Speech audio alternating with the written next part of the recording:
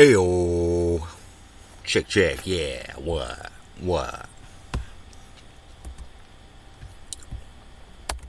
We live. No more games, guys. No more games. Sam, hello.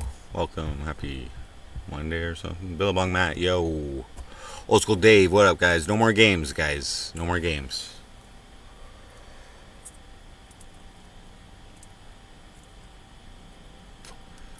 Sam, go to your local pawn shop, get a fucking Wii, and play by yourself. Okay? Relic, what up? Mr. Black, tired? I got a little sleep. It's okay. I wasn't too strenuous today. I cleaned like fans and some other, a heater and like some, I guess, feeders or something. I don't know. But it took a while. I worked 8 hours, but. Sir Gonzo, what up, guys?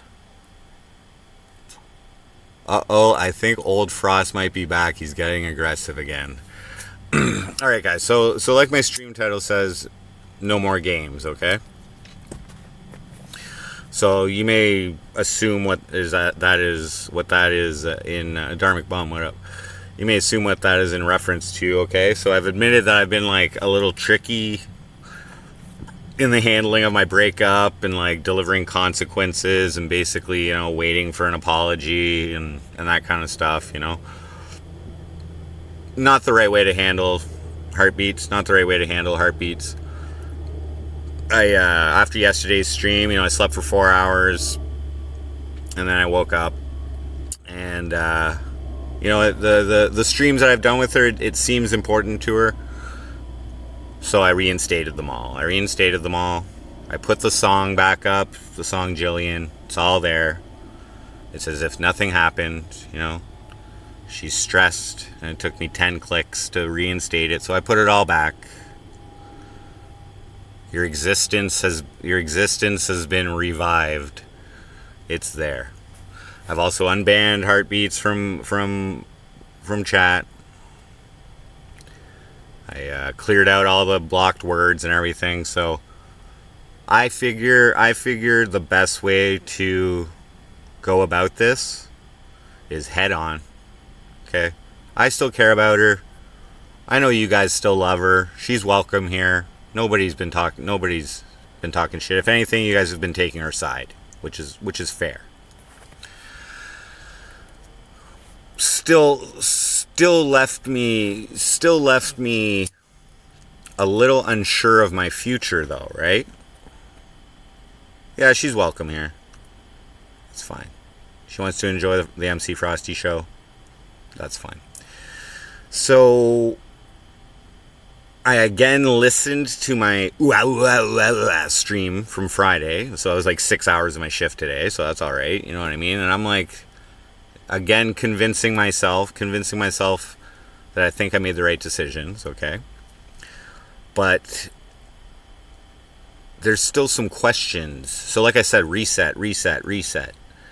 There's still some questions as to what I'm going to do after this work season when I have a bunch of cash and a bunch of free time.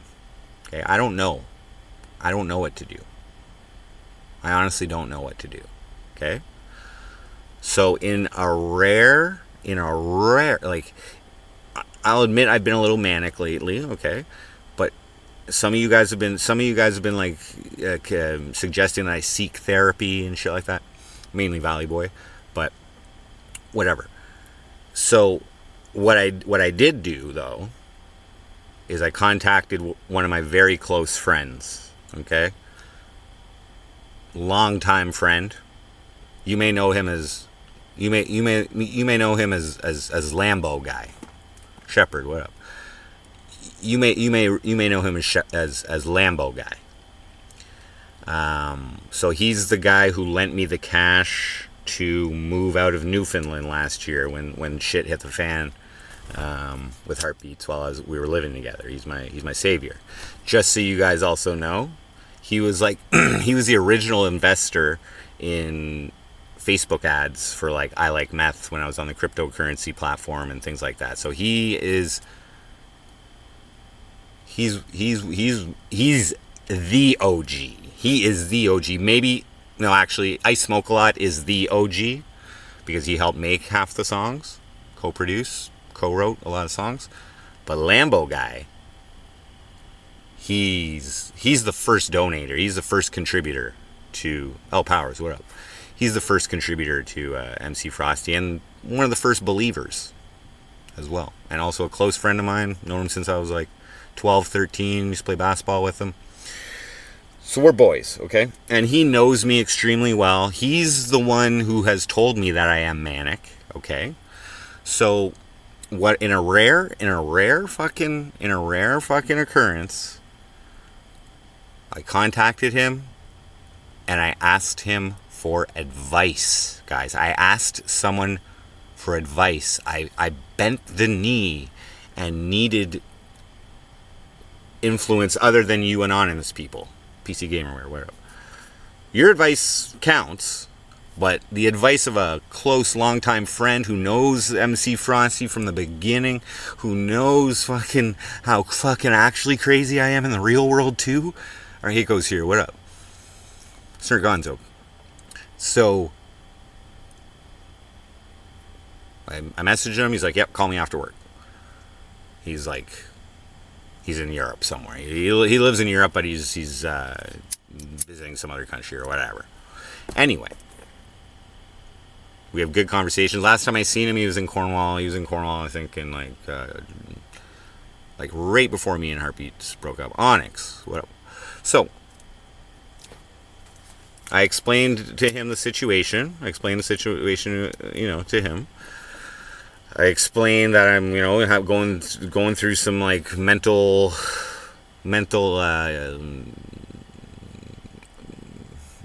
illness kind of thing, like unclarity, like I'm not sure where to go. I kind of like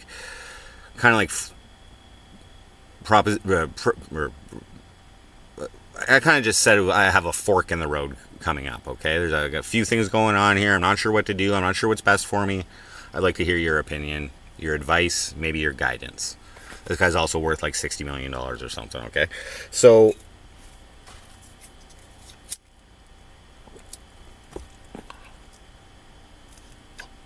I told him what happened with me in Heartbeats, okay? I told him about, basically what I told you guys, like the dispute we had about the Airbnb and how that led to me wanting to watch the Whatever podcast. And so I mentioned that, she wouldn't really give me a reason. I said that she didn't want to watch it because she thought it was a simp podcast. And as soon as I mentioned that she asked if I was jerking off to the Whatever podcast in my hotel room, that's what Heartbeats asked me, and which was pretty offensive. He was like, "Whoa, that's a red flag, bro. That's a red flag." And I'm like, "Yep, that's what I thought." And I told him that I was planning to propose to her and everything. He knew all the details. So then he's like, well, but like, what, did you just call me to fucking, did you just call me to tell me about your breakup? And I was like, no. I'm like, I got free time coming up after this job's done. Toilet thugging, what up?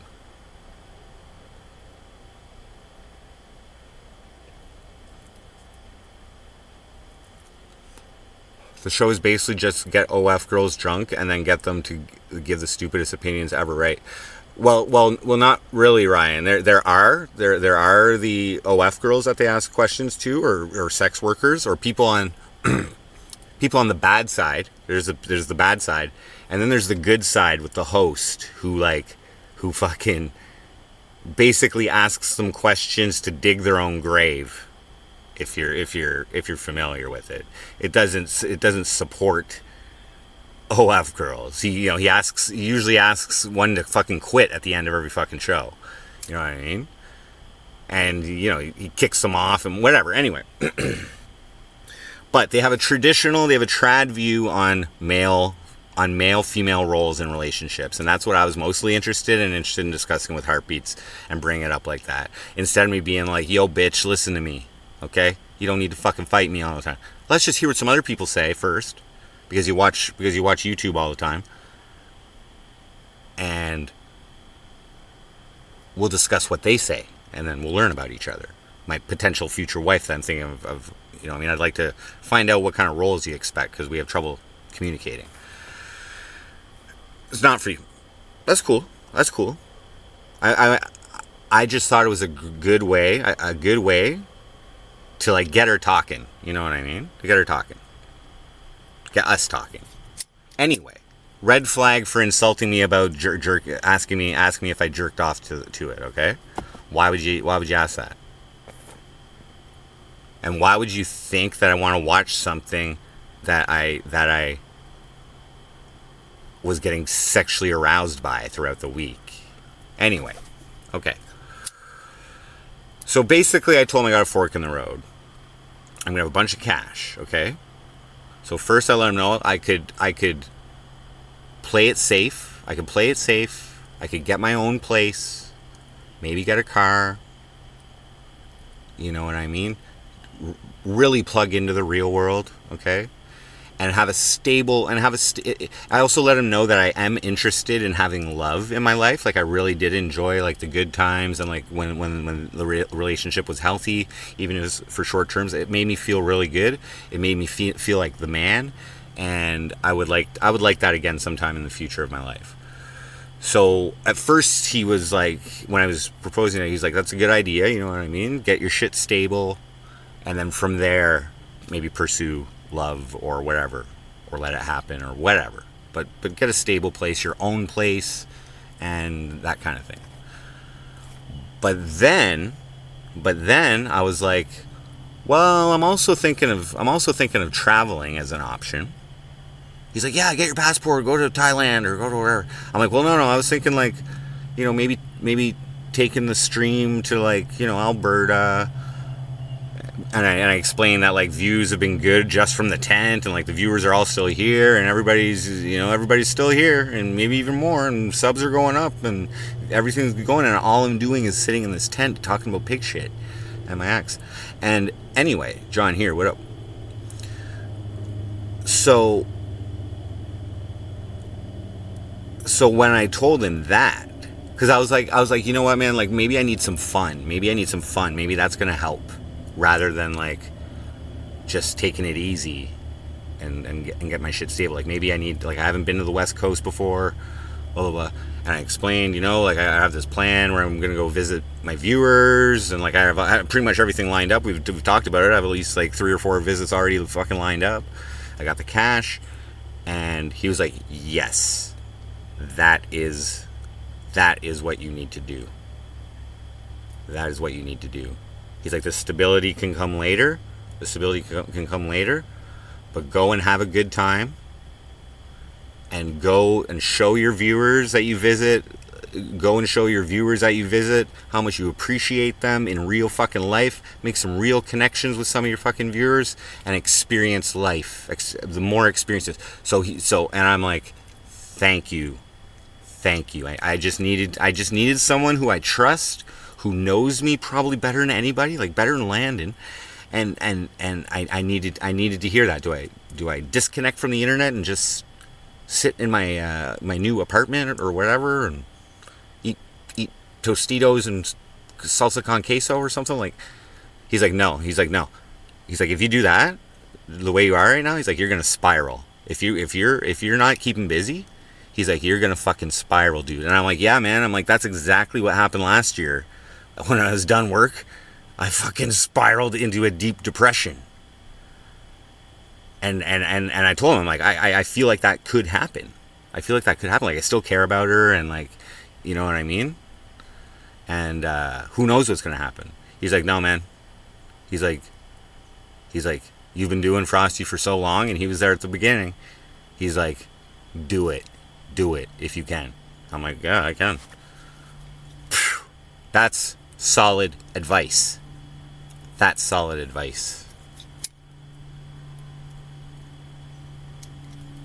Okay, so as I mentioned earlier, I've returned all of Heartbeat's existence to the MC Frosty video live stream feeds or whatever. Her playlist, it's all back up there. Her song Jillian, it's back up there. She was all upset. I've Golden Dawn. Golden Dawn. It doesn't hurt as much as last time.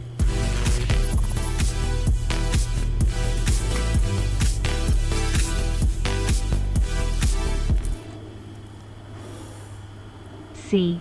Jay Halliday donated 10 Canadian dollars through Super Chat. Only miss the sun when it starts to snow. Only know you love her when you let her go. Only know you've been high when feeling low. Only hate the road when missin' home. Only know you love her when you let her go. Thank you very much, CJ Halliday. Very gracious, very generous. Yeah, and I unbanned her and I unblocked the words and everything. She's more than welcome back in the channel as a viewer. You guys, I know you guys love her. She's cool. So whatever.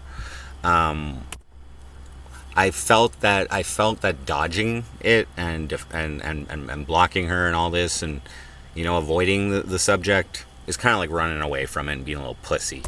So she's back. She wants her videos up on my page. They're back. Your existence has been restored, and we're gonna have some fun, guys, when I'm done this fucking job. All right? Is that okay with you guys? I just need a little push from someone that I know and who knows me well. Now to add a little bit of closure to this Heartbeat situation, what I'm gonna do, one time only, I will sing Jillian live right now. All right.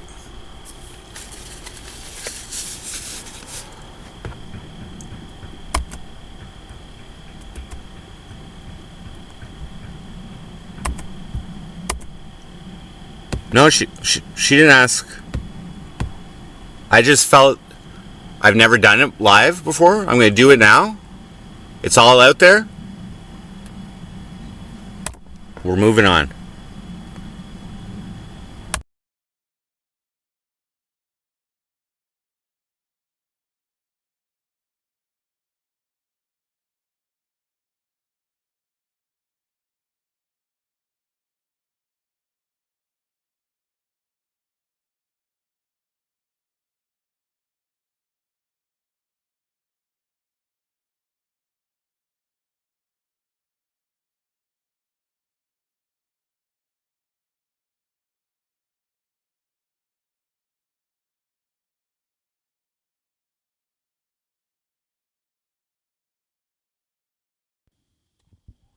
Check. Check. Here we go. All right, here we go, guys. One time only.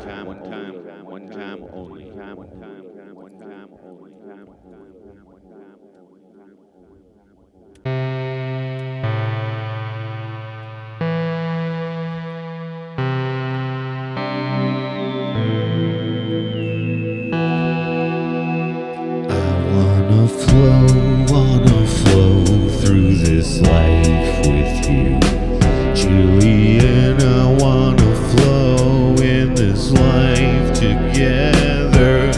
I miss the touch of your hand on my hand when I'm laying next to you. I wanna melt beside you. Let the rest of the world not matter for another minute with you.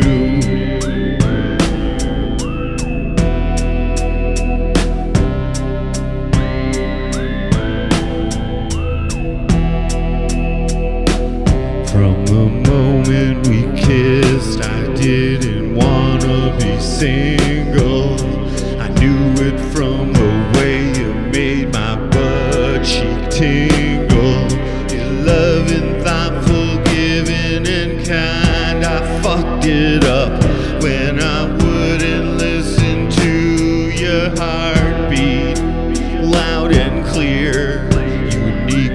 attention, not like everybody else. Love me in ways that I had never felt. Intense connection, the universe is telling me something. Your presence became my essence. I love you. Thing I know about you, your heart is pure. Fuck. I was flowing so good there. Sorry, I gotta do this song perfectly. Sorry, guys. Fuck.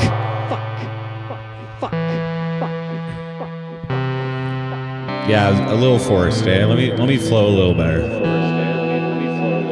I wanna flow through this life with you, Jillian. I wanna flow in this life together. I miss the touch of your hand on my hand when I'm laying next to you. Wanna melt through this life beside you. Let the rest of the world not matter for another minute with you.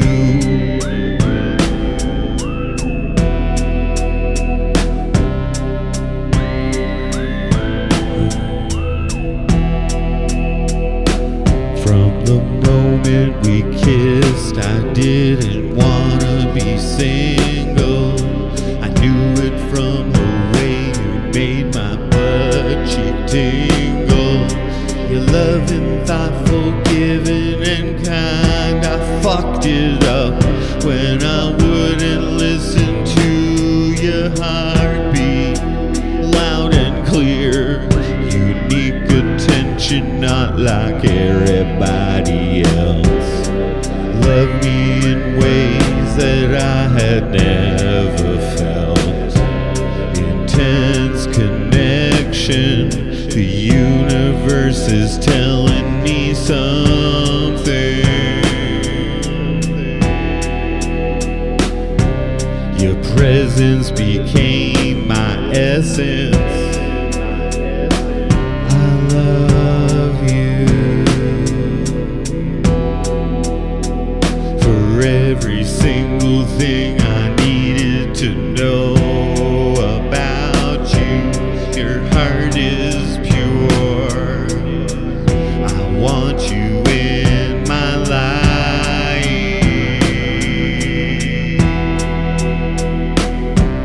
You laugh being playful, all silly, yeah. Wanna make your legs shake, God's quake. We should try and make a baby tonight. I don't even know if you'd find that funny, but it's true. Make love like we used to do, except I would come in you and spend the rest of my life with you. Wanna flow through this life with you, Jillian. I wanna melt inside this life forever. I'm sorry. I'm sorry for the mean things I said.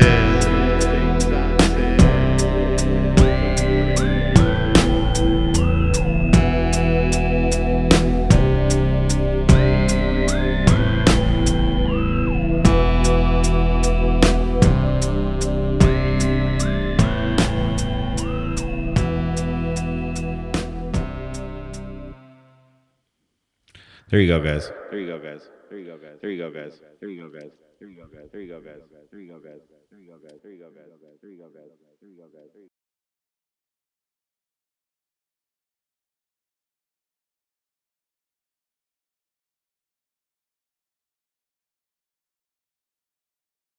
All right, all right, all right. Let me put that back down. All right, all right, all right, all right, all right.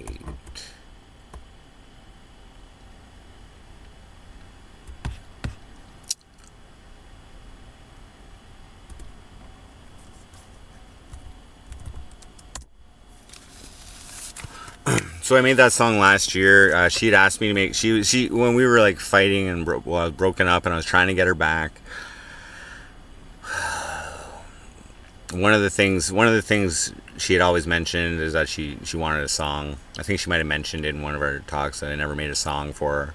So I made that song for her. It was pretty emotional, especially getting all the video clips and whatever. So that was like to show her what I felt about her and to try and get her back, and apologize. I was just singing it today because I had never sang it and I never will again. So I felt it was a good way to. You guys asked so many times for me to fucking sing that song, so I just did, and we can put a little closure on that. We can put a little closure in that. I took away all the consequences. I unblocked her everywhere.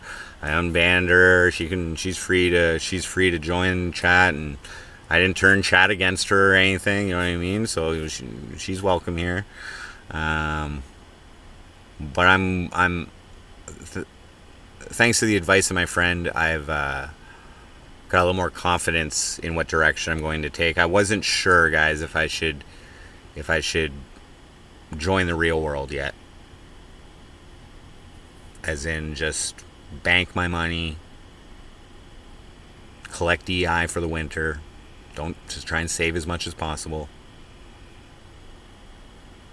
or even just, get my own place and do that, you know what I mean, and get a little more independence and, stream 28 hours a week if I felt like it. Creativity is expression. Yeah, well, that's what I do. That's what MC Frosty is. I'm happy with the quality of that song, but it has no relevance of what's going on in my head today. Again, I listened to my stream from Friday, the Ow Ow Ow stream, for 6 hours of my shift today, and again, it gives me confidence that I've made the right decisions. As soon as I told my friend, what was going on with the fight that led to the breakup, and her asking me if I was jerking off to this podcast, he was like, "That's a red flag, dude." And he's the one who got me home from Newfoundland last year, so he's already been through the effects of a breakup with Heartbeats.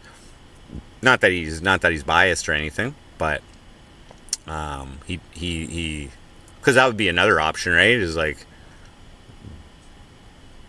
try and get her back or something, but that's not happening. But what I am interested, though, I am interested in experiencing love and giving love in this life. I'm not giving up on that. I tried pretty hard in this one. It took me a lot of places. There's a lot of good experiences that I'll remember Heartbeats by. And yeah, she's part of the MC Frosty fucking storyline. So I put the fucking videos all back up. I think that makes her happy as well. She complained about that, and so I put it all up there. So that's what we're gonna do, guys. I'm gonna start planning for a little vacationing, tentatively vacationing or streaming vacation. So tentatively, once I talk to these people privately, we'll head to like Niagara Falls or Toronto. We'll get Aaron Shred to do my hair. I'll be a client of Aaron Shred's, and I'm going to give her creative control over my hair. Maybe she won't even dye it blue, but I'm going to try and encourage her to make me attractive, make it an attractive do. You know what I mean? We'll get out. We'll get back. I know. Maybe I should get her to install a toupee or something like that. Yeah, Shepherd. And that's. I don't keep a lot of friends. Guys. But the ones I do keep are good friends.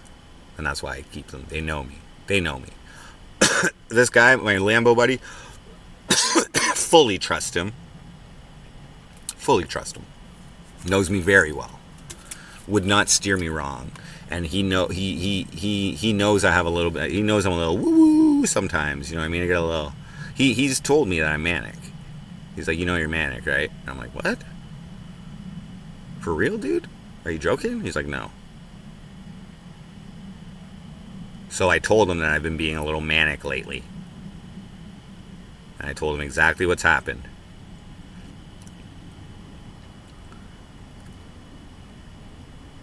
I live in a tent. He's worth 10 fucking... what's it? 10 digits.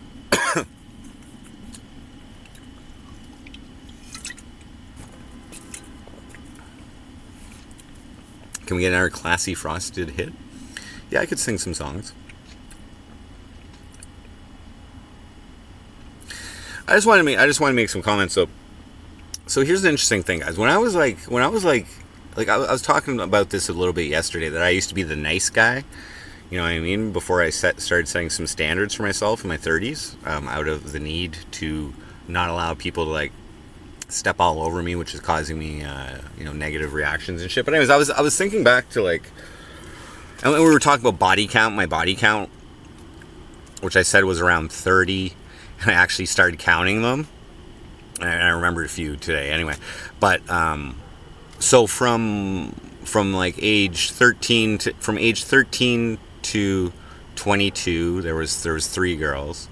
And then from age 22 to 28, there was 9 more. And then from age, when we broke up, I was about 31 or 32 until 40, which is when I met Jillian. There was about 18 in there. Okay, and I had my awakening, my reset, when I was about 32, 33, due to the depression caused from the fallout of the relationship and my life. With my baby mama, I took that pretty hard. Required an awakening, and that's when I actually came across, coincidentally, the 11 rules of this earth. Okay, and I've mentioned this before, but. Now I wasn't much of a stud, a pickup artist. You know what I mean? I wasn't a Mac Daddy when I was in my 20s. I was more like the nice guy, and like I had a lot of female friends. I just didn't try and fuck them. I was like, we would party all the time. I'd be like the guy on the dance floor, and they like trusted me because I would never try and fuck them. You know what I mean? I was more like chatting it up on ICQ or the internet, and like, you know what I mean, getting encounters through chat, basically. And some random bar chicks sometimes, but audio is good. So the point I was making is that in the 11 rules of this earth, okay, one of the rules is do not make sexual advances unless you receive the mating signal. Something like that, okay? Now, when I was in my 20s, obviously I wanted to fuck, you know what I mean? But I wasn't sure. I did not want to get rejected. And you know, I wasn't sure. I wasn't really too like sure about like, you know, when's an appropriate time to, or how do you even insinuate a fucking at a bar or whatever, or like, you know, so like you know, in high school, or like, you know, if you decide to date someone, you know what I mean? Usually you're just like at home on the couch or whatever, you know what I mean? Like, So, in my 20s, there was like 9. And in my 30s, there was 18 after I learned of the mating signal. And once I became aware of that, do not make sexual advances unless the mating signal is received or something like that. Female friends don't sleep with nice guys. Well, I was even trying to sleep with them. You know what I mean? I enjoyed just being around fucking chicks. You know what I mean? I had lots of male friends too, but I had, because what happens is like, chicks want to hang out with you more if you're not trying to fuck them all the time. You can get away with one. You can get away with one advance and a rejection. But anything beyond that, they're not calling you up or to hang out with you unless they want to fuck you. You know what I mean? You sent that signal. So I was just the party. I was the party guy. You know what I mean? I had fucking usually had a yayo. You know what I mean? Fucking whatever. And like I would actually go on the dance floor. And you know what I mean? That was me in my 20s. Okay.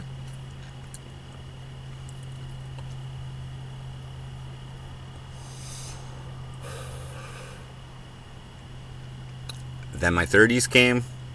I was still with my baby mama, like when I was 30, 31. Okay, broke up, and then I started a real bad decline into depression. Okay, yeah, it was bad. So I needed an awakening. I needed a reset. I set my standards. I set my goals.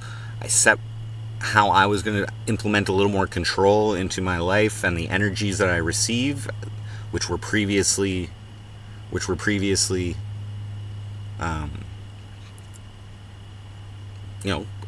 accumulating to cause me to feel like life sucked. Like life sucked. Not worth it. Then what's the point? What's the point? Yeah. What is the point of that? You might think at the time, the 6 drip, what is the point? But I'll tell you what the fucking point is now, okay? Is you learn about females by fucking hanging around with them and not trying to fuck them. You learn, okay? Which helps you down the road in relationships. You have a perspective because you understand they're crazy. You understand their superficiality, but you also understand what makes them feel good and happy and want to be around you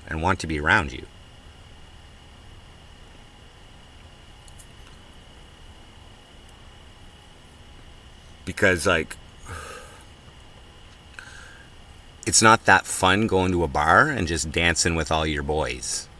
Okay, that's pretty fucking gay. Okay? And I would probably be like the one on the dance floor dancing with the chicks, and all the guys are like, look at this faggot. Oh yeah? Eh.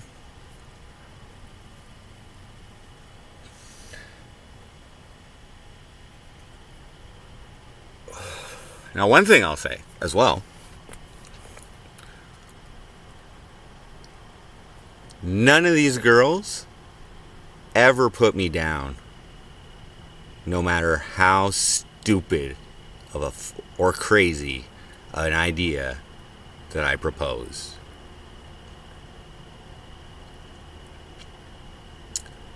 I was trying to think about it today. I've never had a girl give me the finger. No girlfriends. Never in a fight. I've never even in a fight or an argument had a girl like a girlfriend insult me.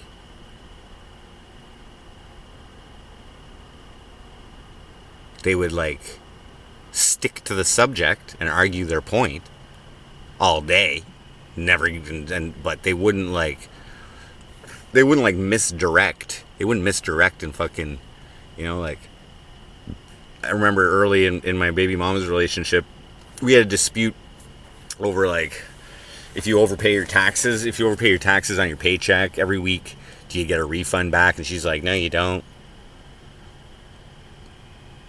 And I wasn't like,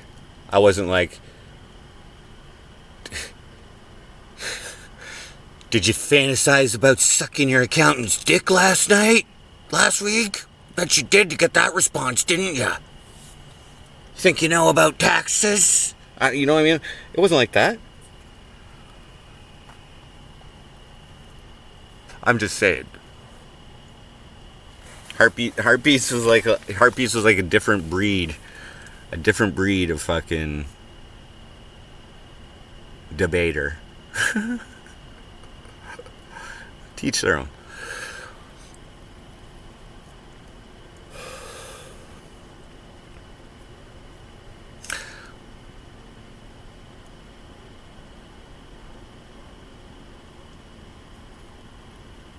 .426 John, what up? L Powers, what up? So we're gonna do that, guys. We're gonna travel.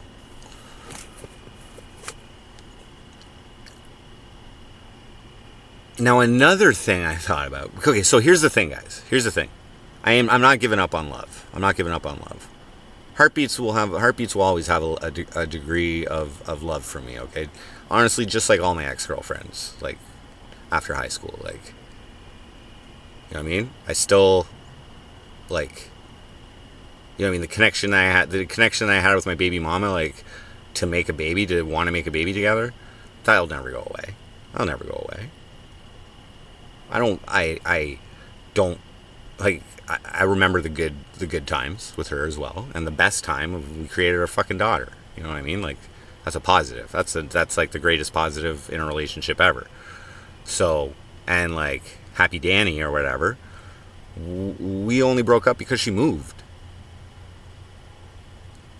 And like, I was the first guy from Cornwall. She lived there for 10 years. She moved from Montreal. I was the first guy from Cornwall that she ever dated. She only had one boyfriend before me from Montreal. Okay, she like way out of my league.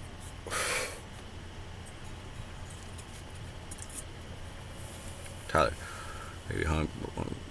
baby mama drama. No, me and the baby mama are getting along great. You know what I mean? I'm being more involved in my daughter's life. I'm taking her on trips and shit, and I gave her a bunch of child support last year. I haven't given her any this year, but I probably will. She never asked for it. So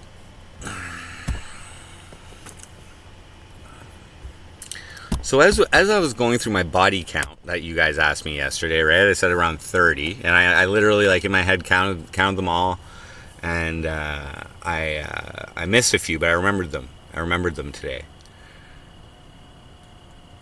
But one of them stands out.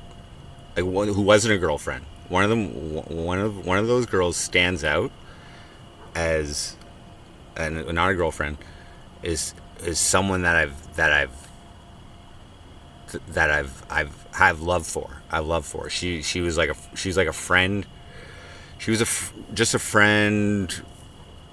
I think I met her around when I was like 21, 22. She was like the girlfriend of one of my really close friends. So I met her through there, and and she was fun. She played poker. She fucking, you know what I mean? We'd always chat, and like, my boy knew I'd never fucking hit on her or anything. So like, it's not one of the secret chicks, no. So but we'd all party and whatever. And after they broke up, her and I remained friends. which is cool. Like, I'd moved around a bit. I moved to Montreal. I'd moved to Ottawa, but always when I was in Cornwall, we were cool. We were friends. I never hit on her. One time, I've talked to this story before to you guys, so this is going to repeat, but this is interesting. So, like,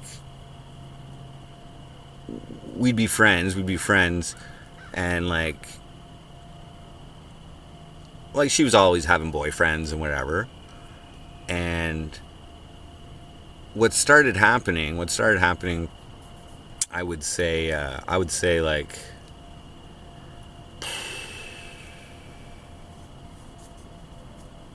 probably around like age 26 to 28, and then again after my baby mama and I broke up, we started hanging out more too. But like if she was having problems with her boyfriend, she'd call me to hang out. You know what I mean? She knew I wasn't going to hit on her.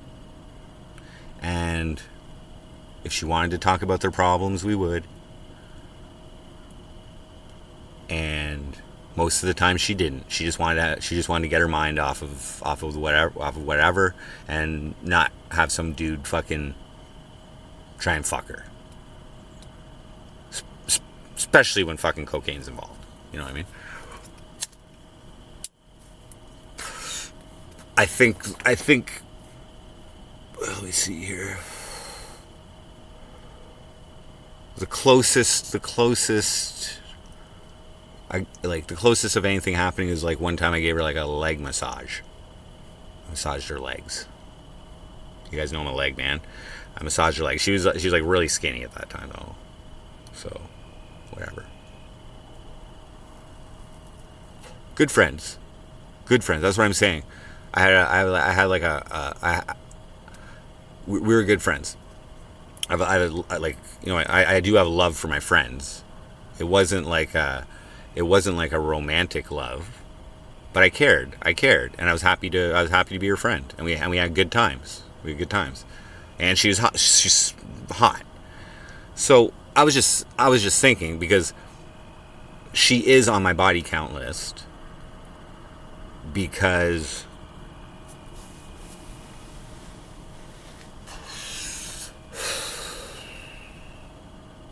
okay, I'll tell the story.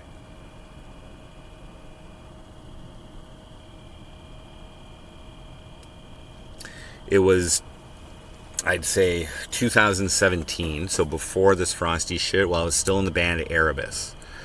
We got guest list to go see Mastodon in Montreal. Rest in peace, Brent Hines. Audix, really?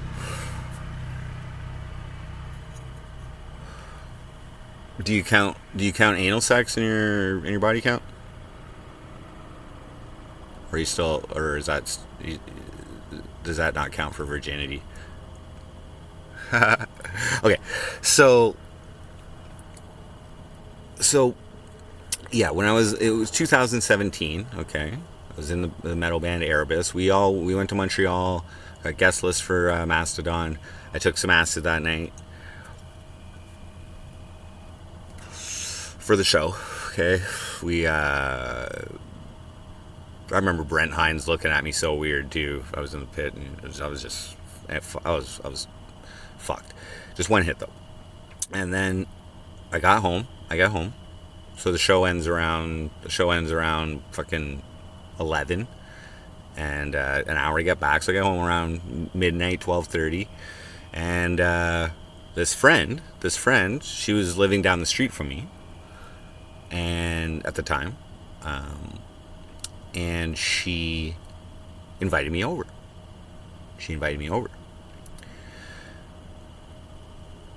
For some drinks and whatever. So that's a normal thing. We would hang out and we would just hang out. She loved to talk. Not necessarily about her problems, but she was single at this point. So I'm like coming down off of acid. I'm like, yeah, let's keep the party going. So I fucking walk over to her place. I think it was her friend's house actually, and her friend was gone for the weekend or whatever. So we start getting all fucked up. And there's a hot tub. There's a hot tub at this place. Okay. So I'm like, let's get the fucking hot tub going. Okay. So she's all down and she goes and puts on her bathing suit.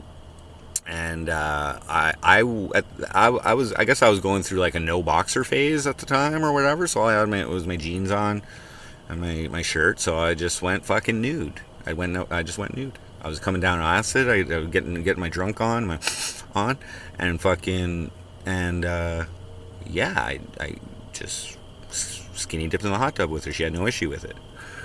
So, not making moves. We're having a great time. Like there's no sexual advances. I'm aware of. At this time when I gave her the leg massage and all that before, I was in my 20s. So like I was not aware of like the mating signal rule. Okay, do not make sexual advances unless you receive the mating signal. So.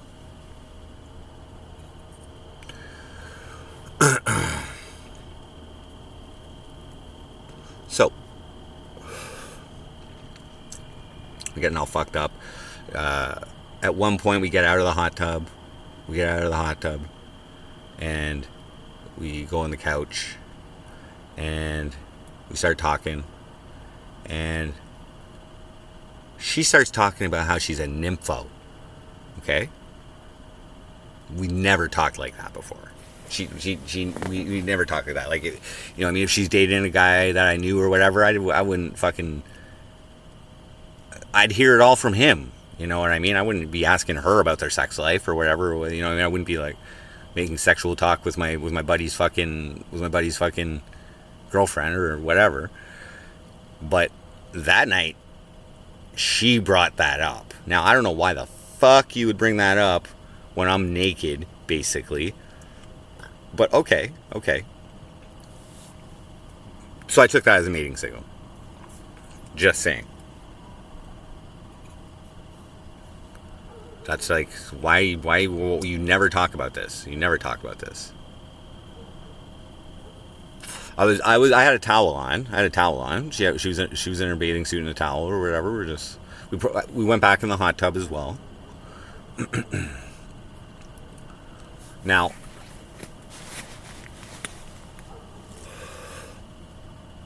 I think there was a point in the hot tub right before we were getting out that I like got up and like stood right beside her. So she had, and this is after the nympho conversation, and she had a prime view of the package. Okay, just saying. It wasn't cold water either. You know what I mean? Vic Rally had what? Am I high right now? I smoked a joint. Worked 8 hours today, bro. I had 4 hours of sleep last night. So we get out of the hot tub. I'm gonna say this is around like 4 a.m. Fucking drunk. You know what I mean? I'm still coming down off the acid and whatever. We're drunk. You know, we're doing some whatever, but it doesn't last forever. So we get out of the hot tub, and I go pass out on the couch, and she goes in the bedroom, and I literally fall asleep. And then I wake up, and I'm like, I put my jeans on. On my clothes, and I'm like, this sucks. So I go and jump into bed with her. All right, head to toe though, head to toe. So I'm sleeping at her feet. Okay, that's not like that's whatever. I don't think that's not like a sexual move right there. That's not like a sexual advance right there. So I probably sleep for like, I don't even know how long, 10, 20 minutes, maybe an hour, I don't fucking know. But I wake up, and then I flip around, and I cuddle. Like spoon. I just put my arm around her. Spoon. Okay? Shortly after, she's like, what's that? And I'm like, my dick? And then she fucking reaches behind, undoes my zipper, and pulls it out. Rock hard. Then she gets out of the bed, takes off her bathing suit, comes back to bed, giving me the back in the same exact position. So we're spooning. So, you know, I'm a gentleman. So I didn't just like ram it in her right there. You know what I mean? You know what I mean? A little foreplay. I felt it was more appropriate. I felt it was more appropriate to like kiss. I've never kissed her on the lips before in my life. I felt it was appropriate to, you know, kiss her on the lips before I fucking put my penis in her. You know what I mean?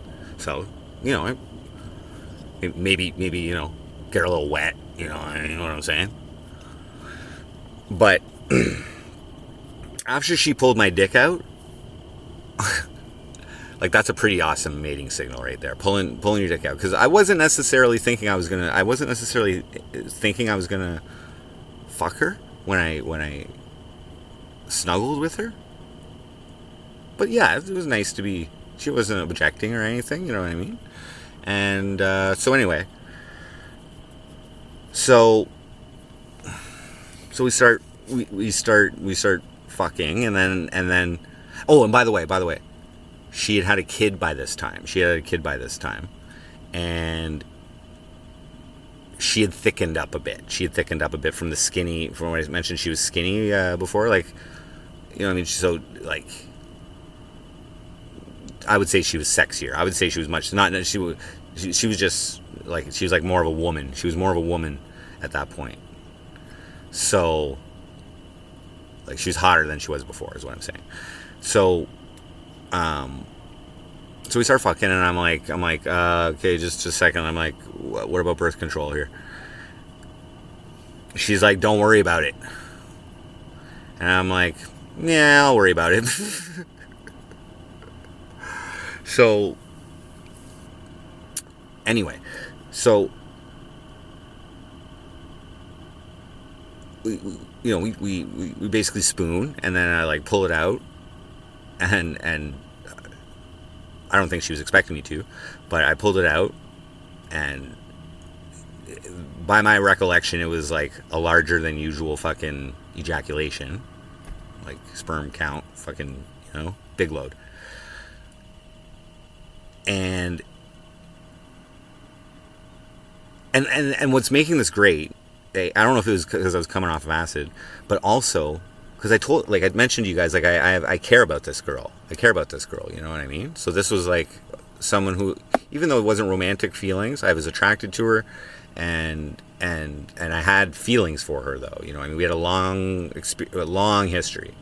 Like, by that time I'd known her for 15 years. You know what I mean? So, and never any problems.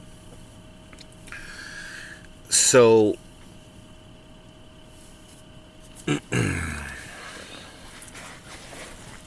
so that happens.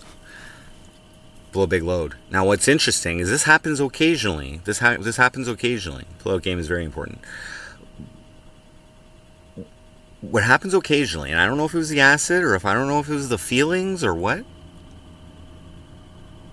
but I like stayed hard after I fucking blew my load. Okay, that doesn't always happen. Okay, and I was able to keep going. So that's when my focus became more on her pleasure, and she had an orgasm, which was great. I felt so happy that I wasn't selfish, and that she enjoyed herself. You know what I mean? Because if you don't give a nympho an orgasm, bro, you're fucked. You're fucked.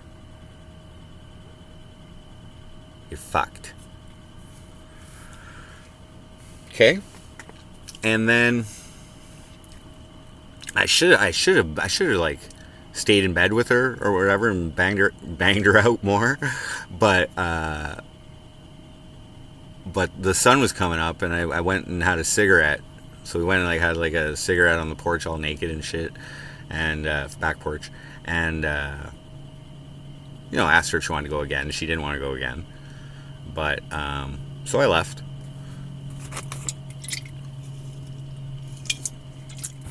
And then the next day, we both had our kids.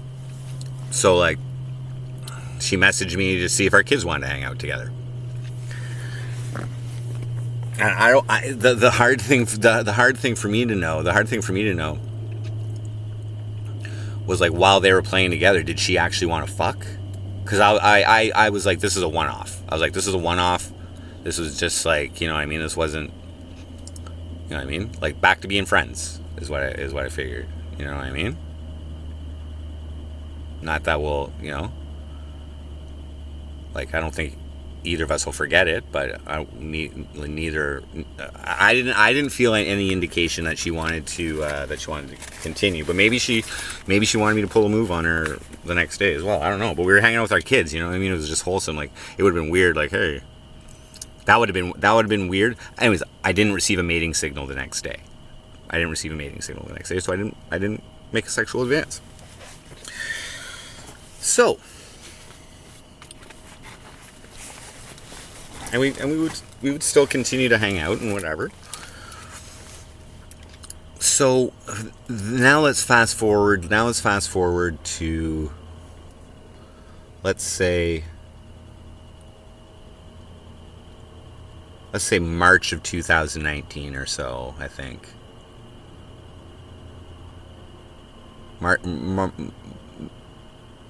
February or March, I don't know. But I'm living at my mom's. Or maybe it was... It could have been 2018. It could have been early 2008. No, because that would have been too close. No, it was like 2019. Early 2019. So, I'm living with my mom. My mom has cancer. I've done a whole bunch of MC Frosty. And I get a message from her that she wants to hang out. Now at this point she has a boyfriend. A guy who I kind of know, but I was friends with his brother. And like, she would always go for like the jock. She would go for like the jock fucking like alcoholic type fucking pretty boy. That was her type of guy. I was not that type of guy. But anyway, so she comes over. She says she's having problems with her boyfriend. We kind of talk about things, but we talk about whatever all night. We get fucking drunk. We get just fucking drunk off like wine or some shit in my bedroom at my mom's place. My mom was just sitting in her chair where she usually chills in the living room, and we're just having a good time. At some point during the night, let's say like 3 or 4 in the morning, and this is what I really respect about her. Like, her and my mom always got along. This chick is like a very she's very family oriented, like with her immediate family.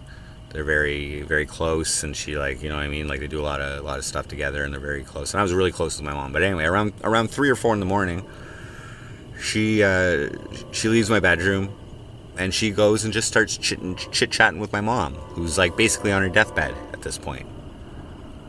I'm like, this is fucking great. I'm like, my mom didn't get a lot of visitors, but for her to be able to, like they always got along. Like, there'd been many parties at my place. My mom was there, and she was there, and, like, they always got along.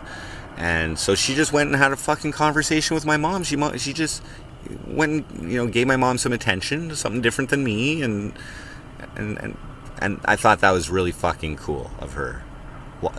Shit-faced fucking talking with my mom, like, just treat my mom like a fucking human being, you know what I mean? Like, my mom was pretty depressed, knowing she was gonna die and shit. So, what is the mating signal, Frosty? It varies. It varies from woman to woman, and varies on the situation. But when you receive it, it's obvious.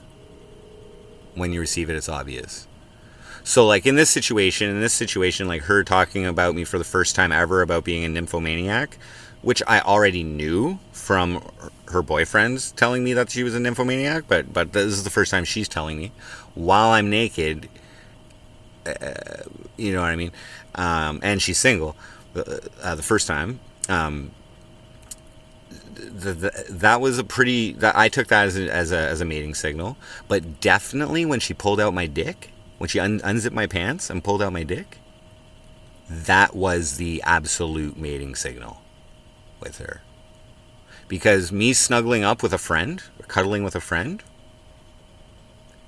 that's not, like, you know what I mean? I've done that with many friends, with many female friends. Watch a movie, fucking cuddle, whatever, no moves going on. But, and, you know, if she would have said, no, get out of here, I would have been gone, you know what I mean? But no. She wanted it. And she proved it. MZ, what up? And I was just happy I pleased her.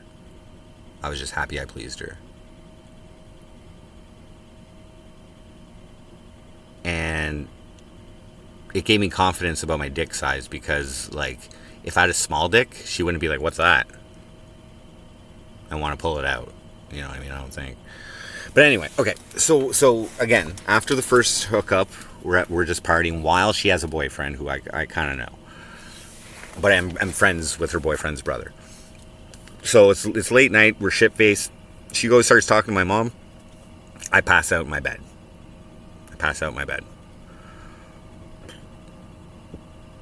I would say, I can't say, maybe an hour later. Maybe she's out there talking to my mom for an hour, just all drunk, fucking whatever. I wake up to her fully clothed, riding me. Okay? Now that's a fucking mating signal. Right there. Okay? There were no mating signals prior to that. So I wake up with her fucking straddling me. Okay? Then she gets off me, puts her back to me, pulls my arm over. She's like, just like last time, except in reverse. And I'm like, thinking to myself, I'm literally like, what do you mean? I'm still behind you. What are you talking about? But what she meant was that she was the one who got into the bed instead of me. And who initiated the spoon. So her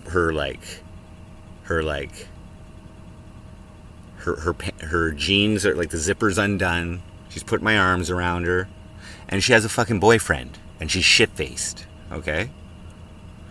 So what do I do? I'm like, let's go for a smoke. Let's go for a smoke right now. I need a smoke. So we go outside of the fucking building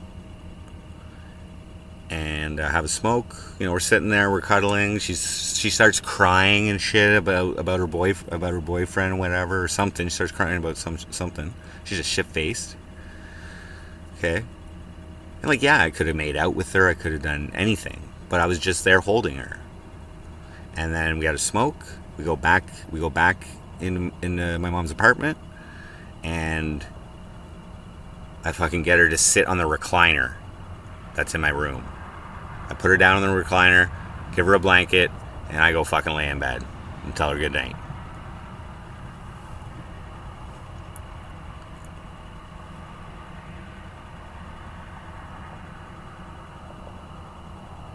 We both wake up in the morning, and she leaves.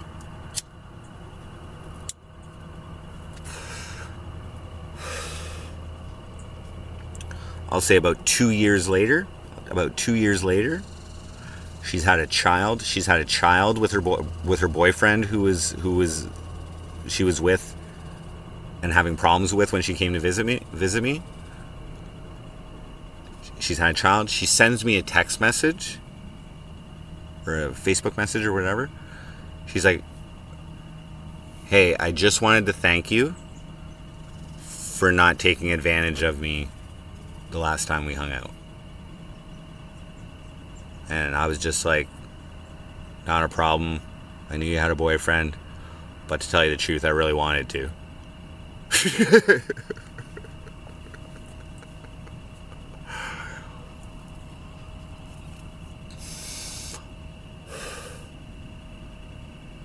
That's what friends do, okay? You don't take advantage. You don't take advantage of your drunk girl friend. I don't even think I have many male friends who wouldn't have taken advantage of her that night. You know what I mean? If she didn't have a boyfriend, different story. She's consensual. She initiated it. Blah, blah, blah. If anything, she's taking advantage of me. But fucking nymphos, you know what I mean? But no, that was the wrong thing to do, is to be the other man and let her drunk nympho ass fucking cheat on her fucking boyfriend. That is not cool. That is not cool. And you know what? She appreciated that. And you know what? That's worth more. That's worth more than the sex. Bull Monkey, what up? I'm not talking about my sister, no. And my mom, by the way, my mom passed away a couple months after they had that talk. But so anyway, I was thinking about my body count yesterday, and I was like, I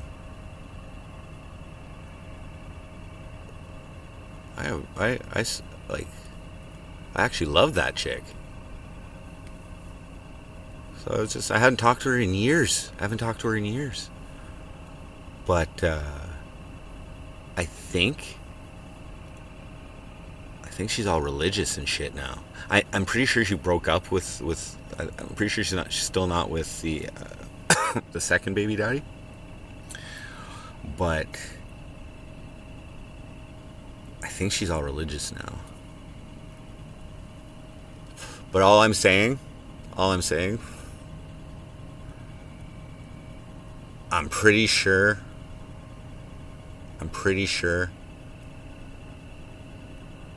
that if her and I ever became a thing, there would be a healthy love there. I'm pretty sure she like loved me as a friend as well. You know what I mean? She like, I was like the dude that she would hang out with when she's having problems with her boyfriends. You know what I mean? Oh, she hasn't gotten away. She got away. It's like, but I'm not ready right now to be jumping into relationships or anything. But I'm just saying, she's worth a shot when I am ready. That one.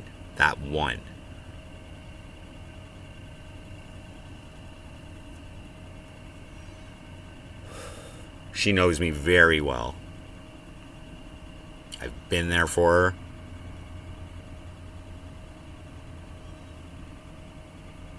And I probably by like normally chicks don't like it when you turn them down for sex. Okay, guys, I'm just saying. Most of the time, if a girl's giving you the mating signal and you don't take that, they ain't too fucking happy about that. Okay. And like I said, I'm probably the only guy I know who wouldn't have fucked the shit out of her that night. You know what I mean? But she thanked me. She thanked me for not fucking her that night. Because that might have fucked up a relationship for her second kid too. You know what I mean?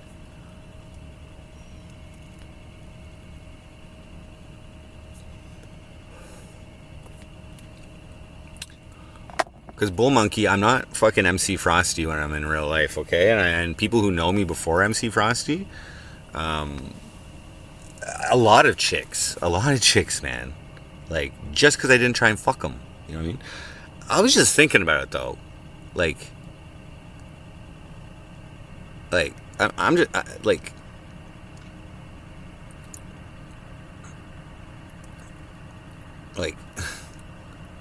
enough chicks have fucking wanted me over the years, so I'm not really too concerned. I'm not really too concerned that other chicks in the future won't want me. So, just saying. I'm optimistic. I'm optimistic that I will be able to find love again.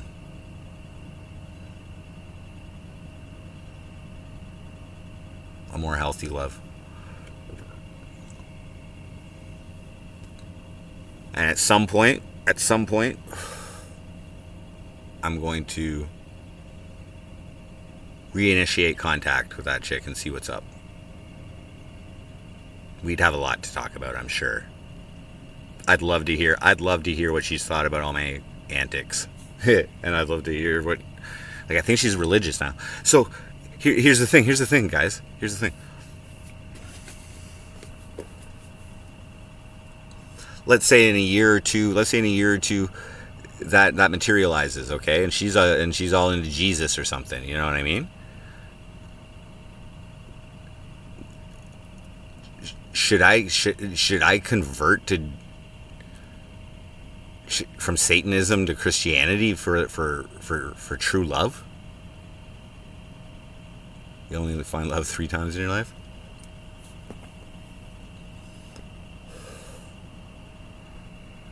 Jordan is doing the work here.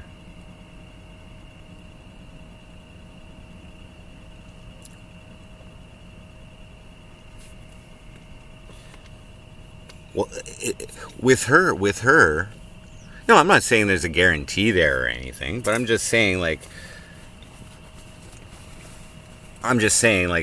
that's one chick. Like, first off, she came back for more. So obviously she didn't have a bad experience the first time. And I actually showed her love by not having her cheat that night. You know? I think that was a good deed on my part. I know so many sleazeball dudes. I'm going to get a light here. I know so many sleazeball dudes and they're like my friends and shit. And they fucking would not have turned that down.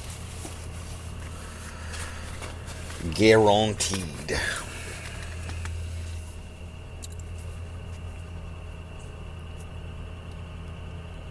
Anyway, that's a connection. I'm just saying that's a connection.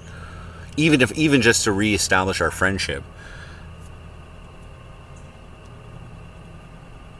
That would be a worthwhile connection to reestablish. Oops. She's a cool chick. And I have a good history with her. 7 minutes behind. Right? L Powers? Like, that's a good move, right? Because nobody would have found out about it. But she would have had to carry that with her. And that's probably not going to help a relationship out. And in her relationship, she ended up having a kid with the dude that she was with. So, like, maybe that would have, like, affected that. I know she loves her kid, like, so much. So, yeah. But that's what I mean. Like, if I didn't care about her or I didn't love her, for sure I would have banged her. For sure.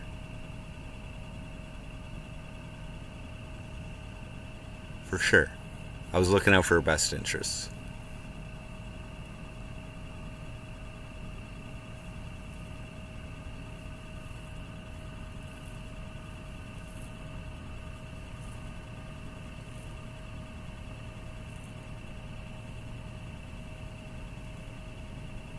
Reminiscing is nice, but considering converting for the pit. When's the last time you found, buddy? No, dudes.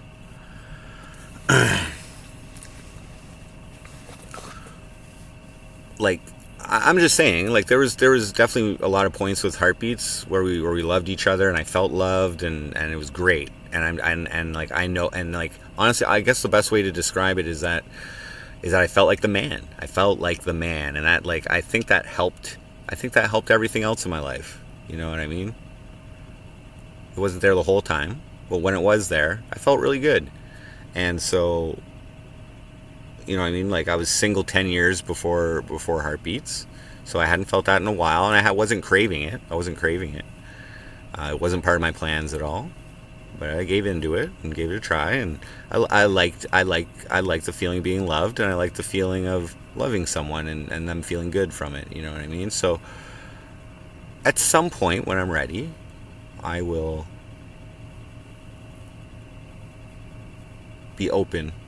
I'll be open to investigating that further and experiencing a different person's love, basically, and seeing if that's compatible with mine, I guess.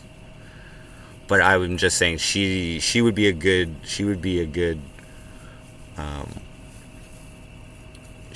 option to pursue, just because we know each other so well and we have a little bit of history, and I already know we have a physical connection, and unless she's like in a cult or something, I don't know, but fucking, like, we'll see.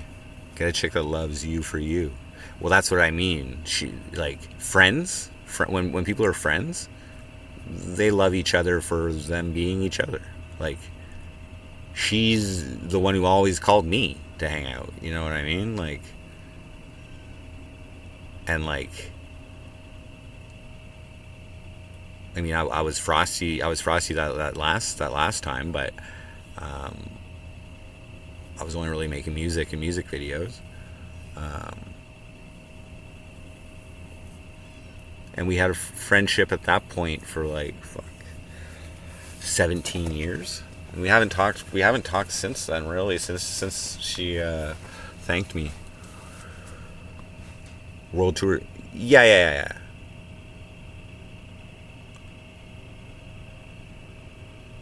I'm just saying, coming out of this relationship with Heartbeats, I'm a lot more optimistic. I'm a lot more optimistic than I was last year. Especially when I was super depressed.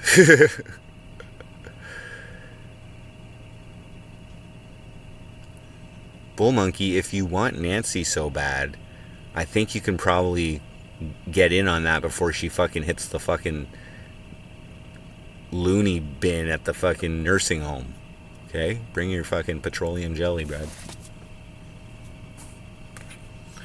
And a diaper or something. Or, like, you know, make sure you drink a lot of water before you see her, bud.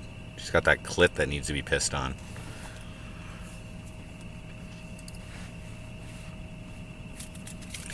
Bull Monkey definitely wants to make Nancy gurgle on his piss.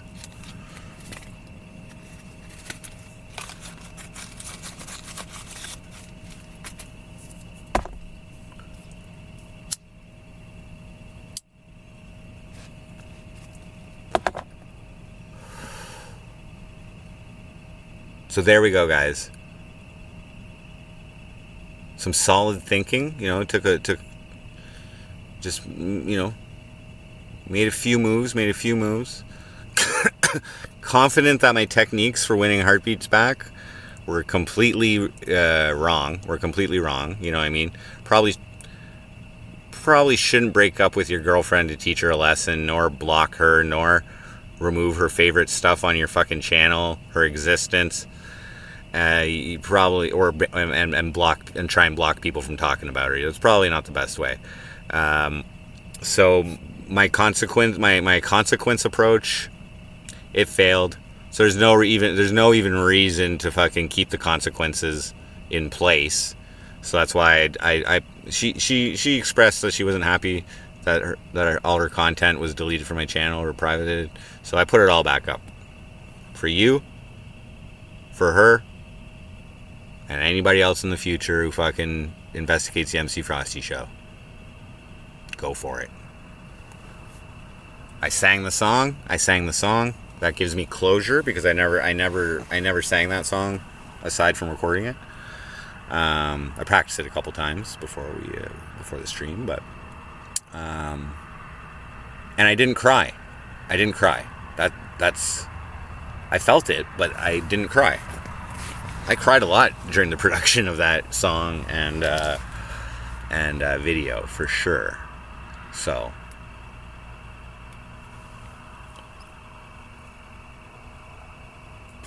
Yeah, Bull Monkey, and you're spending your free time watching me and interacting with me and seeking the tent guy's fucking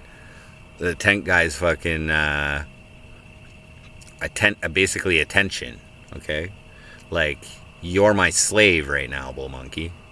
You're MC Frosty's tent-ridden ass's fucking content slave.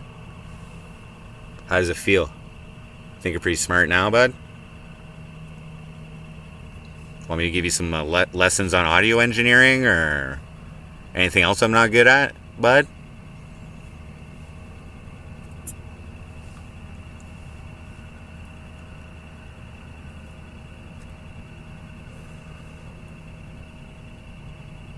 No, the closure with Heartbeats will actually be, I'm gonna get her a hoodie at the Suicide Boys concert.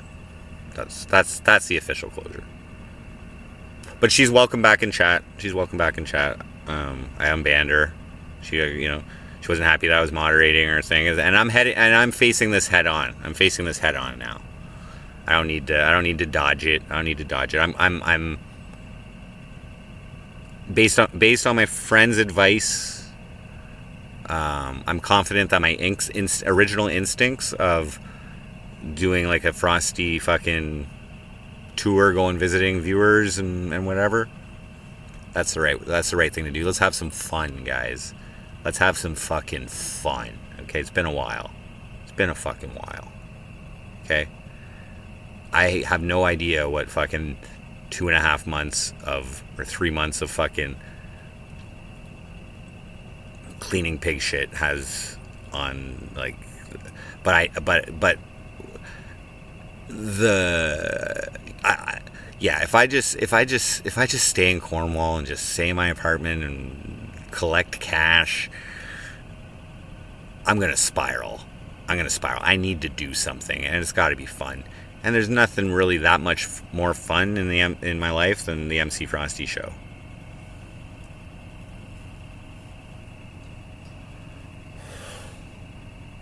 Well, Bull Monkey.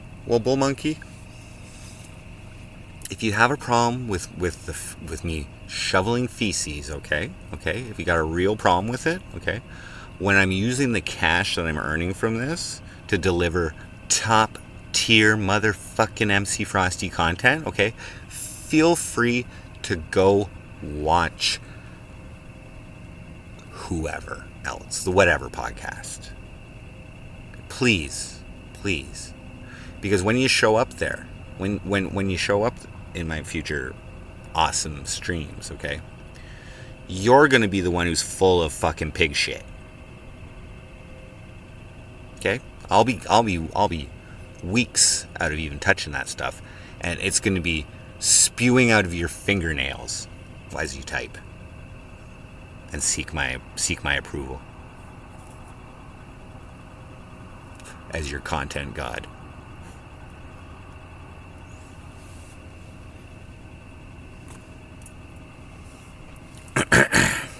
Anything else you want to chirp at? Wait, Tupac, what up?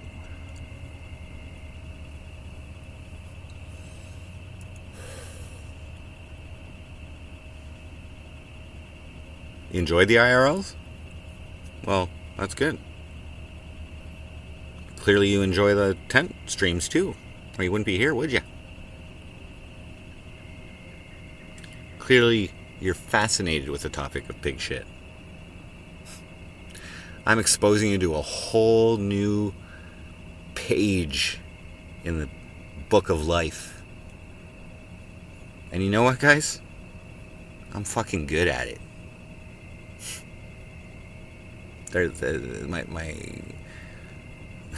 my bosses are happy with my progress, let's just say. You know why? Because I've done it a couple times. I did a few rooms already. I'm getting used to the processes. Now I can like make adjustments for improvement and efficiency and fucking. Have only hope for me. That's cool. Yeah, you hope I don't waste your fucking time while you're fucking watching me. Here's the thing. I know you all have hope for me. I know you all have hope for me. We've been here, what, 6 years, bud? There's only like a select few viewers who have any sort of reason to dislike me.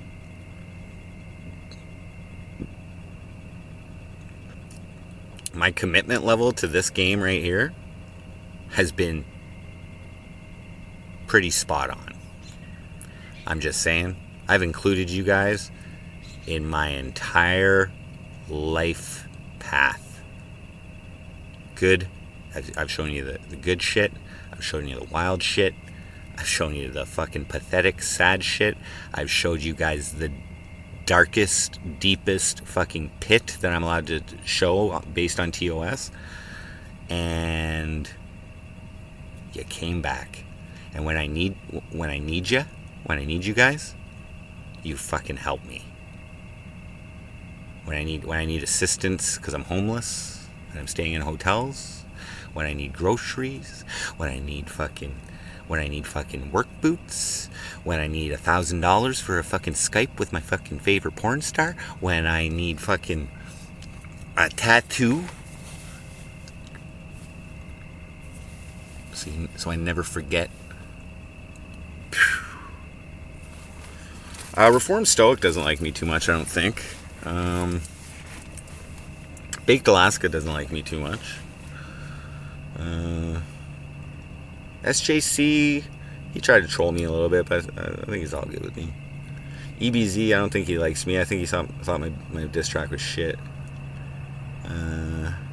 But I'm cool with Chicken Andy. I'm cool with Stop Speeding. I'm cool with Gucci's. I'm cool, like the new breed, like fucking Good Times, like all the new breed. Q, fucking he's not really IP2, but Q, obviously cool with Gamble. I'm cool with Alexandra Mares. I'm cool with Landon Tells. All like I'm cool with like the sworn enemies. I love being friends with everybody. I just love that. I just love that. I love being friends with two enemies. Because neither of them can tell me why I shouldn't be friends with the other person. You guys remember how pissed IP2 was when I fucking had Gamble on that first podcast? It was his idea. But do you guys remember that?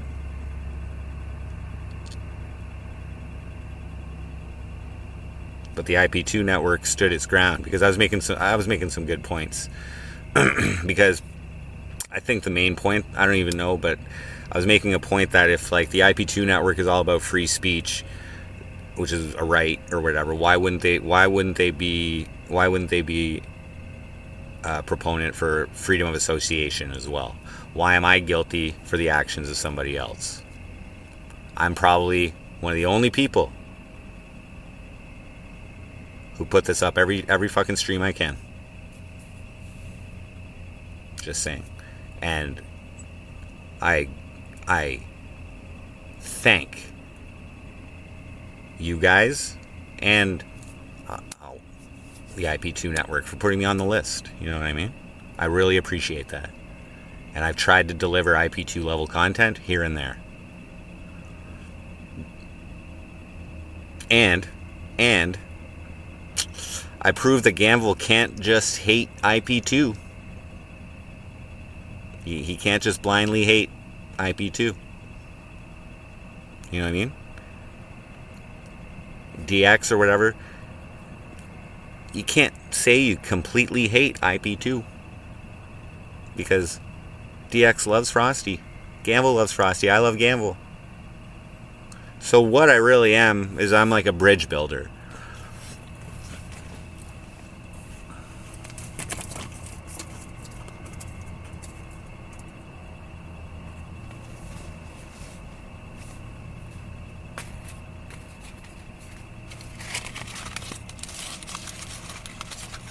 IP2.online, they kicked me off the list, though, and never put me back, I don't think. And to tell you the truth, guys, holding any type of grudge like that against me, that doesn't look bad on me. That looks bad on you. Because, like, I'm IP2, motherfuckers. You know what I'm saying?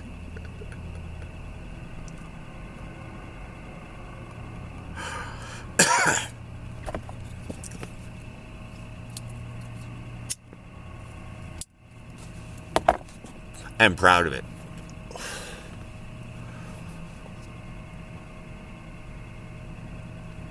Frosty, don't burn bridges.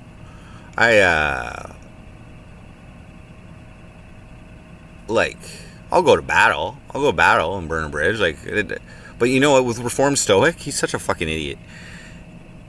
I felt bad about the fucking diss track after, okay? You know what I mean?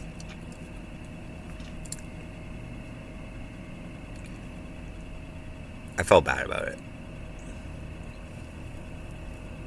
So I went in his chat one day and offered to buy him a USB interface for his drums so that he could have digital inputs into his computer, because he was using like a big analog mixer to mic his drums, and then he was likely running like a left and a right into his fucking interface or whatever. He didn't really have the ability to like record independent drums, which is important.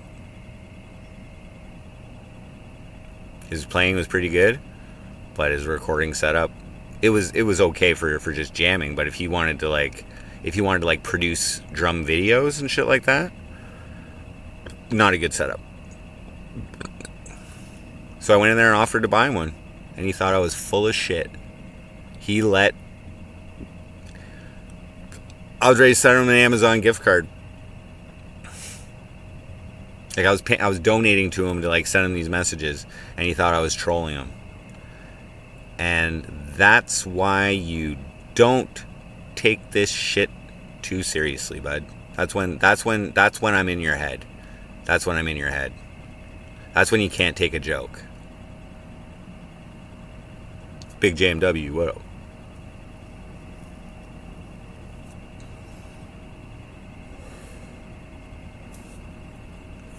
And that diss track was actually based on Gamble trolling his dad on the phone, which I happened to witness live, and I thought was fucking hilarious when he said that it was like basically he was complaining to Reformed Stoic's dad about Reformed Stoic, and his dad was like avoiding responsibility for it, like why it's not my fault. And Gamble said something like, well, it's your fault you came in that decrepit pussy to make him, or something like that. And I was like, oh my God. So, Jake Shields, Born of a Decrepit Pussy, was the song. How is it affecting... What?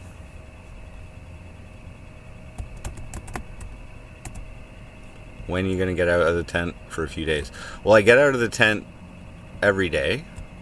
I understand you want to put money aside, but it is affecting me negatively. I get out of the tent every day to go work. Secondly, you weren't in chat yesterday, but I drove, because I got my driver's license now. I borrowed the boss's car and I drove to Cornwall. My supervisor had some family stuff, so he's like, oh.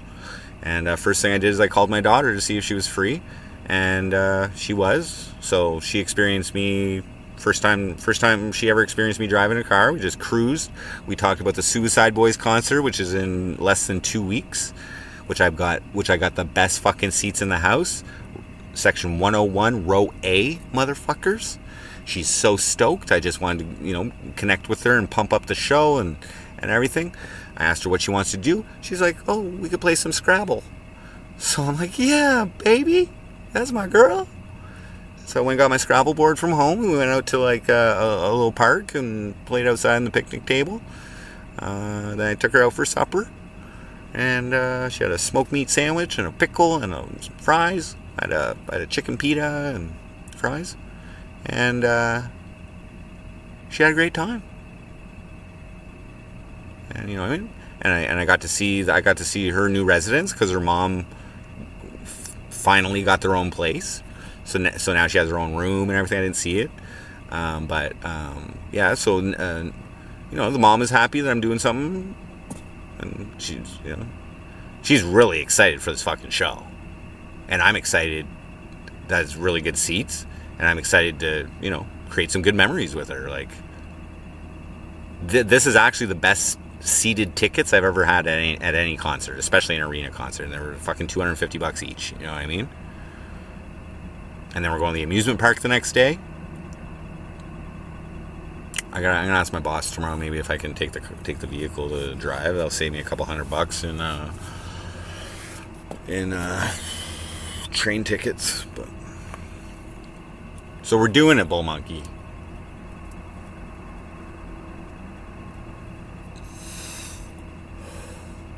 Yeah, that was the original possibility, Bull Monkey, but I'm a highly flexible person and would like to save the gas money on doing that.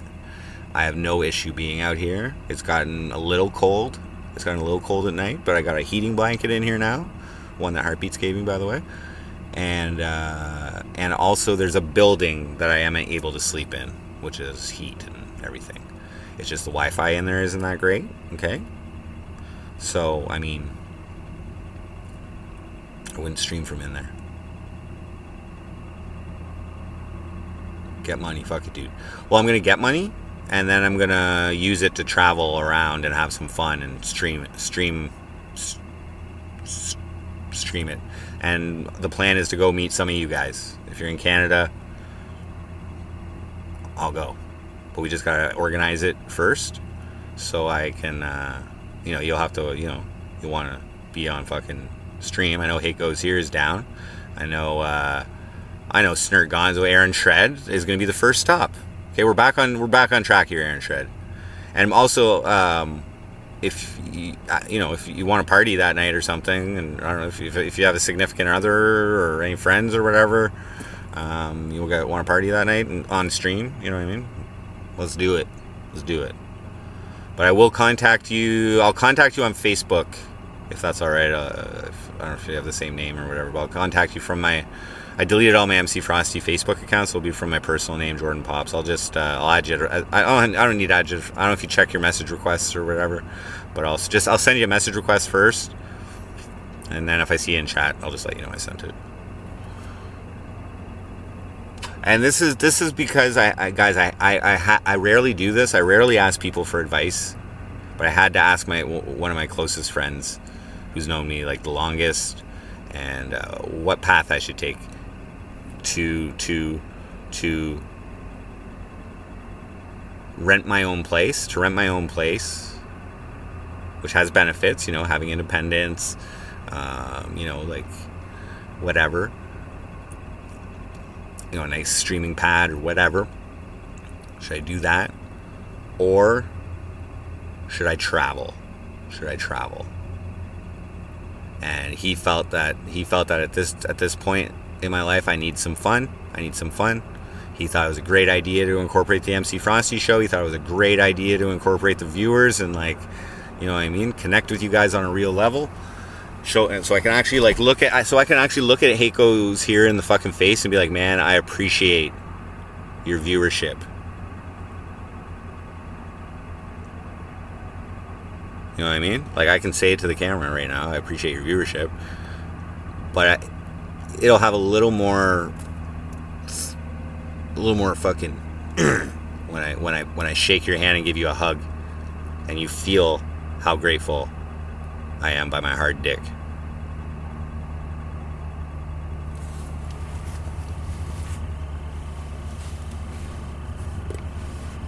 If I need a cameraman, I'm in. Probably not for this. I'm not. I was thinking to take it to I'm not having a goal. Originally, I was having a goal to try and achieve some targets in terms of subscribers and income and all that. So I was trying to up the professionalism of it. But this is honestly, it's going to be for me, guys. It's going to be for me, and I'm going to bring you guys along. So I don't really need a cameraman. I'm also probably going to try and keep costs low. So, what I mean? I'd have to pay for your flights and all that shit. But I appreciate the offer, though. But no, I'm gonna keep it. I'm gonna keep it just what I've been doing. But the whole point is to meet some of you guys, party with you guys, or whatever you guys want. You guys can show me around, and thank you guys, and like experience you guys, and show you guys off to the fucking world if you want. You know what I mean?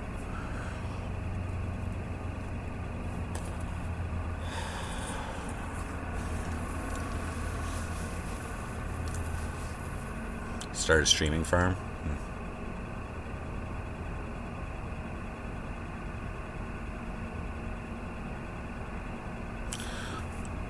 So somebody asked a while ago if I should sing some more MC Frosty or something.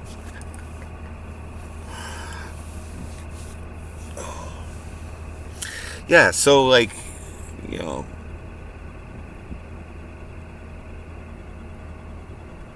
I'm fortunate that I'm able to come on stream, record myself when I'm going through like these manic episodes or these like points of confusion or whatever, and like I can talk about it, and like you know I know when I'm being tricky, and I know when I'm being honest and genuine and frank, and like that whole stream the other night on Friday, I was just being frank, man. I was just being straight up and spilling it out. I'm fortunate that I have you guys to give me a reason to stream it, so that I can review it after and see and like kind of like understand myself, because like, you know what I mean, maybe I'm not like truly, you know, manic to mental illness, but I am definitely I can definitely be all over the place. And we're trying to avoid going down into the dark pit of fucking my soul, and I think it's a safe play not to like just stay stagnant even in a new apartment or whatever. Again, I mean, I got a roommate, so like, you know, whatever. But like, you know, moving in my own place at this exact juncture, it could lead to a crash out, man. It could lead to a crash out. And I think it's a wise decision to keep myself busy, and busy with fun. You know what I mean? Fun. Frosty fun. I agree, Aaron Shred. Well, here's the thing. I'm highly satisfied. I'm highly satisfied with like the viewer turnout and the chat engagement and everything from me just sitting in this fucking tent, which I've been doing for like a month. It's pretty incredible. We're at over like 12,000 views. We're at like 1,300 fucking view hours. I've gotten like 70 more subscribers. That's like a lot for me. And yeah, so I think traveling to places I've never been before with you guys is gonna be amazing. Like you guys can plan the content out, like we want, if you know somewhere good to go, whatever, you know what I'm saying? Whatever. And I'll pay for it. You know what I mean? Valley Boy. That's a friend. I think you should at least talk to a doctor. You're not in a good place in life. Valley Boy, I know you've been promoting the idea of some medical attention. What I did as an alternative is I went and asked for advice. Actually, I asked him for his opinions, advice, and potentially guidance of my longtime friend, the Lambo dude, who actually lent me the money last year, ended up giving it to me for me to move out of Newfoundland when I very quickly broke up with Heartbeats last year. So I explained the situation to him, and as soon as he's the one who calls me manic, dude. He's told me before that I am manic, and I didn't believe him. but now it's starting to make a little more sense. So what I needed to hear was from someone who truly knows me. He was also the original investor in MC Frosty for Facebook ads. And so it's not like somebody who's fucking has a low opinion of MC Frosty. He's been day one supporter financially. And I trust him. He knows me. He cares about me. He loves me. And at first he was down with the idea of like getting some independence, maybe disconnecting from the internet and get my own place and all this. But then once I proposed the fucking traveling thing, he's like, yeah, that's the right answer. That's the right answer. Especially putting it in with MC Frosty, and especially incorporating the viewers into the content. And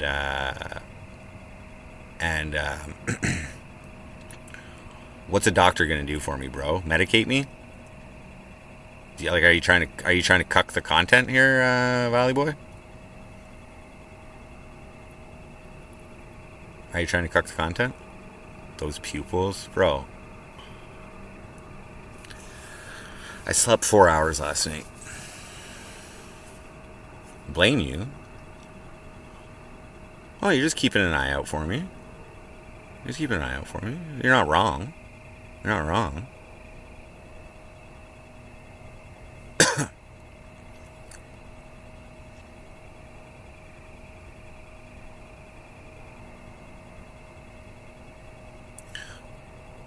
Well, if you really care, Valley Boy, then I will stop where you told me you live, okay?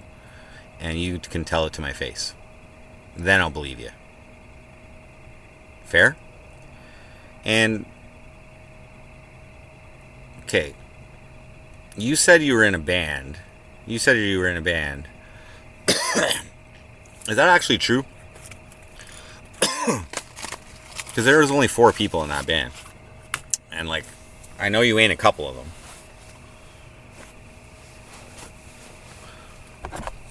But if you are who I think you are,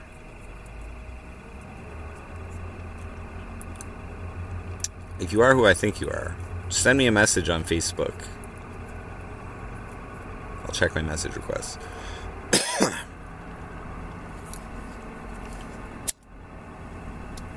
And we'll definitely jam out.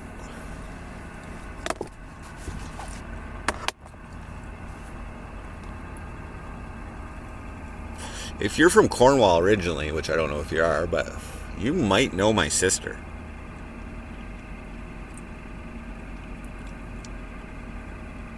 Oh no, Onyx, he already agreed to meet. I just don't know if he's a troll or not. I just don't know. Kingston, you said something different last time. Oh, you're from Kingston.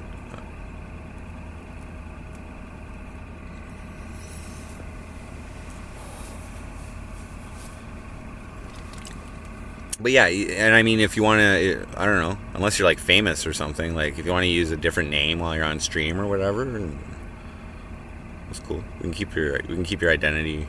We can go. I'll grab an Airbnb or something. We can fucking just party there or whatever. Well, your privacy will definitely be protected.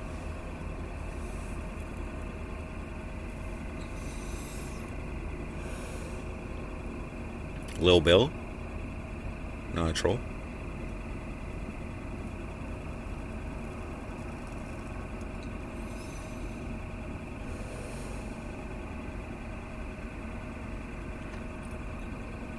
Yeah, guys, I don't usually ask for help. You know what I mean? That's one thing with me, is I don't usually, I don't like asking for help. Even like financial, I just don't like asking for it. Unless it's from the government. But, so when my close friends see me reaching out, even if it's just to talk, but like asking for advice or whatever, they know it's real.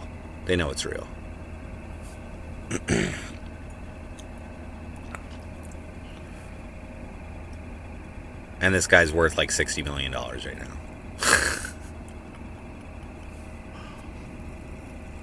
I made sure to clarify when I was asking him for advice that it wasn't about money. Because last time I asked him for help, it was about money. The only time I've asked him for help. Actually, well, I guess I asked him, if he wanted to get in on the MC Frosty advertising, but so yeah, he's always been there for me. It's love, man. I went and asked for help. I basically invited some love into my life. I could have asked you guys the same thing, but it's different when it's like your friends. When it's your friends who actually know you for fucking decades. And have been around supporting your little fucking MC Frosty project for fucking years, from day one.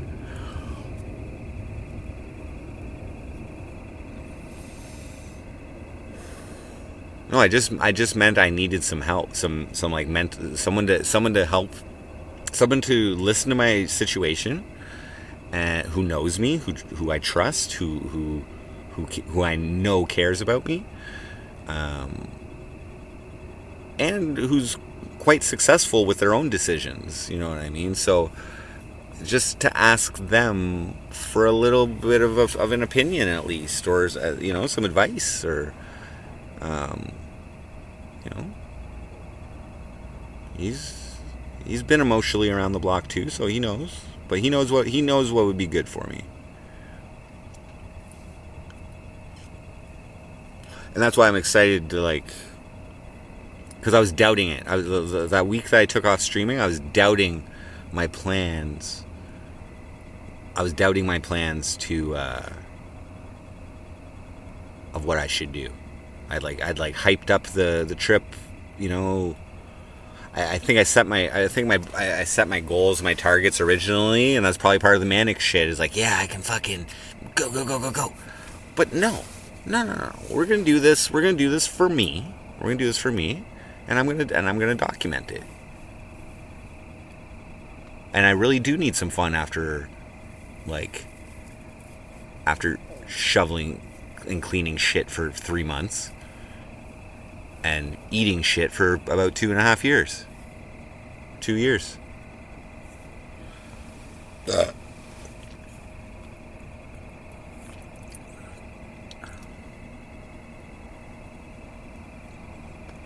But I also mentioned to him that my goal is to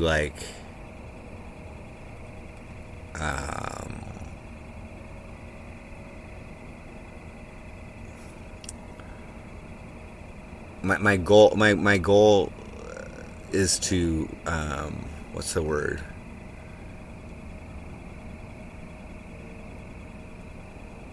Make another attempt at achieving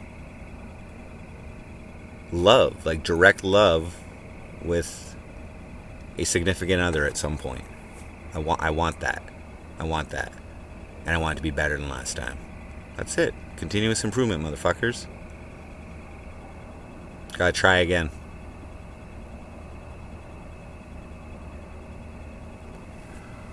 If we're talking Toyota Cata fucking styles, you know what I mean? The first attempt was the experiment, the test, and I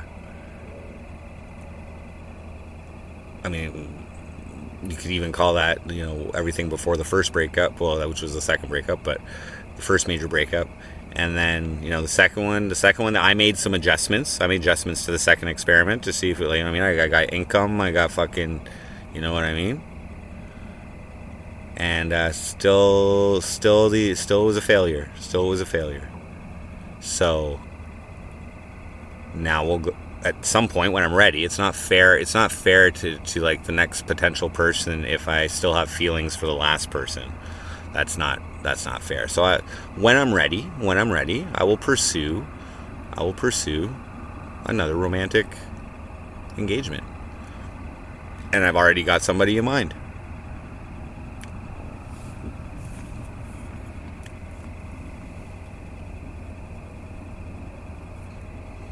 That's not a guarantee.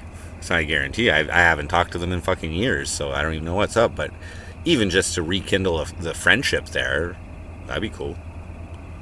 See what's up.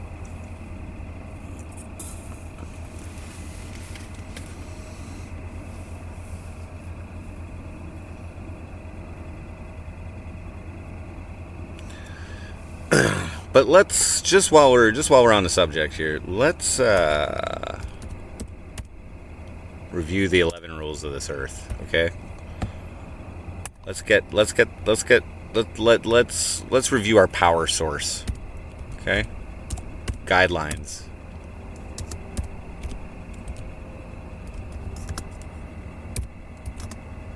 Turn. What up? Is it the ex harpies got mad at you about? What do you mean?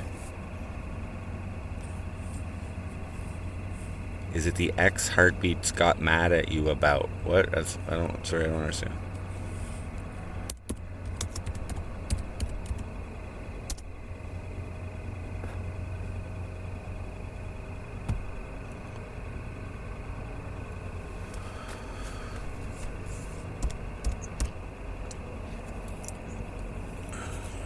No. She did get mad about that, but we broke up before that. I broke up with her because first off she didn't want to watch the Whatever podcast with me, because I was trying to like initiate some relationship related conversation, particularly hoping to talk about like male female roles, because I was considering proposing to her, and she automatically refused, and then she started insulting me. Particular insult was that she felt it was a simp podcast, and she asked if I had been jerking off to it that week, and she also suggested that if I want to watch it, I go watch it alone, and all I wanted to do was watch it with her to try and help our relationship. And that's a red flag right there. My instincts were correct.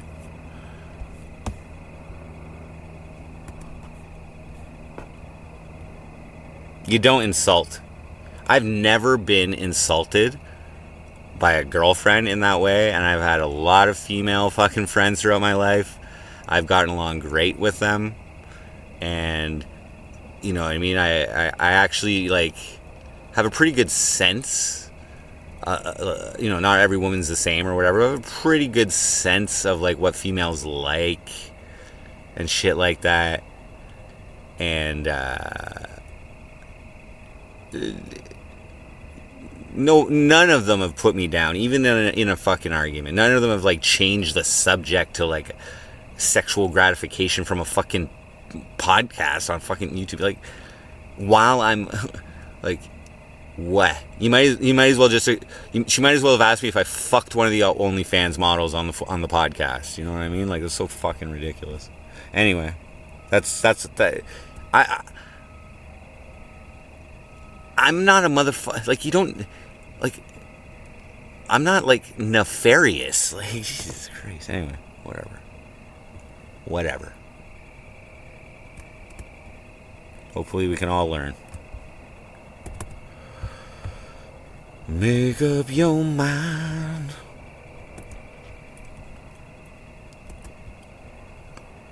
Alright, let's take a look at this here.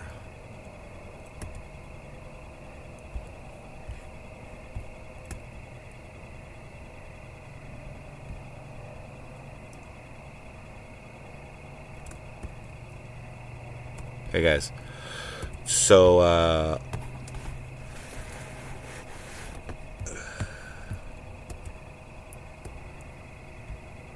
I've used this as an energy management tool for quite a while now, and I will absolutely say that I think I've been deviating from the rules. Okay, so these are the 11 satanic rules of the earth. Number 1. Do not give opinions or advice unless you are asked. Do you know why? Because you're like imposing your energy on someone who doesn't necessarily want it. You're wasting your time, and you're potentially influencing something that is not necessarily desired.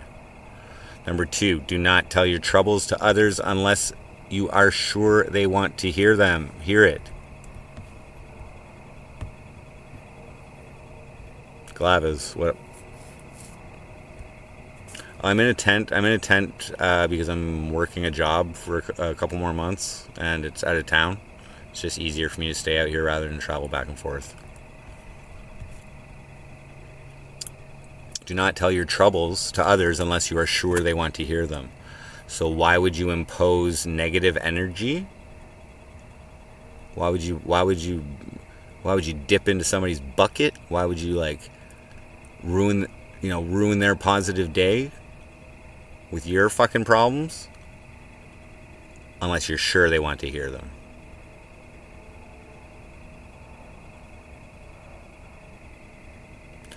Number 3, when in another's lair, show him respect or else do not go there. Makes perfect sense to me. Why would you? If you're a guest in someone's home, why would you disrespect?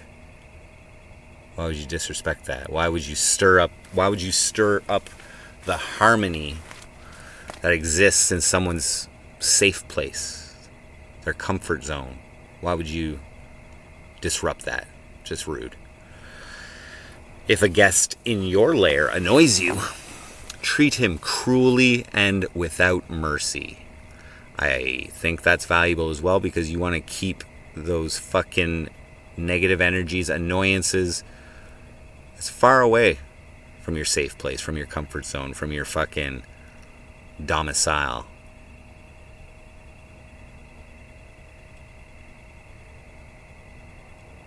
Like, I don't know anybody who like creates their own, in their own home, when they're setting up their home. Do you create an annoyance? Or if you've created an annoyance, do you fix it? Like, the poop on my door doesn't annoy me. It annoys you guys. Just saying. Anyway. Oh, here's a great one. I was talking about this earlier. Number 5, do not make sexual advances unless you are given the mating signal. You know what?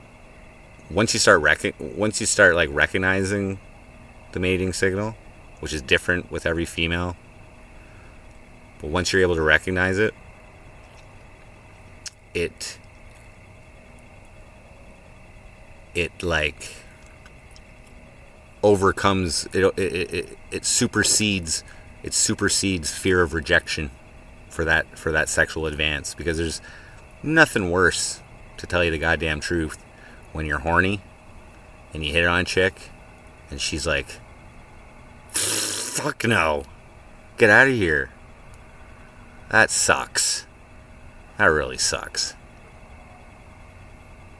And then once you start being able to recognize the mating signal, you can start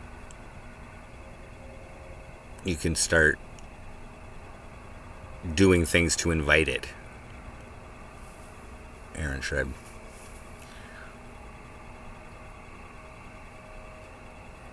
No, this isn't just being a decent human being. This is managing your energy for high efficiency, effectiveness. Number 6, do not take that which does not belong to you unless it is a burden to the other person and he cries out to be relieved. So don't steal, don't take other people's things unless it's bad for them and they're showing you that they don't, that it is hurting them. So let's say your friend has a drug addiction, okay? And he's fucking crying every week because he fucking spent his whole paycheck and can't afford a fucking meal, okay? Take his dope. Do him a favor. No, Gladys. 7. Acknowledge the power of magic if you have employed it successfully to obtain your desires.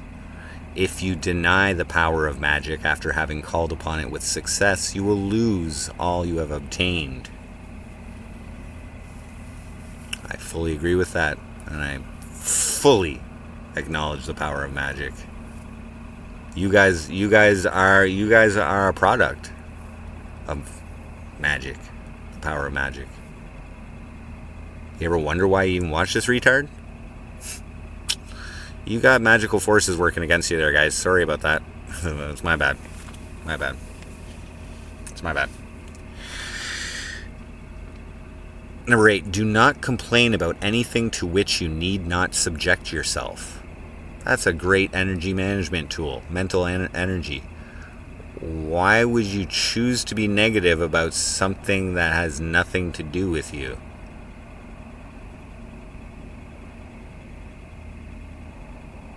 You can't do anything to fix it. So you're just projecting your negative energy into this universe.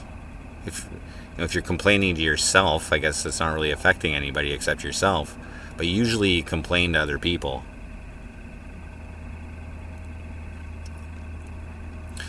Oh my God. Do you see what she's wearing? Oh my God.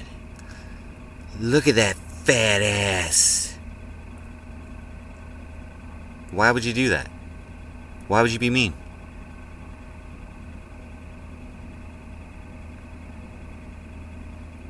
Alright. Number 9, do not harm little children. Self-explanatory. 10, do not kill non-human animals unless you are attacked or for your food. Keep life going. Keep life going. I was just giving an example of someone complaining. I wasn't actually complaining about a fat ass. But I think there's a lot of people out there who just will complain about what other people are wearing or what other people are doing, but they're not doing it to you. And what are you really doing? You're just being negative and being unhappy about something that you can't change. And you're affecting everybody who listens to you with your fucking negative bullshit. And that's breaking the rules. Have I ever thought about wearing cloaks? No. I don't need to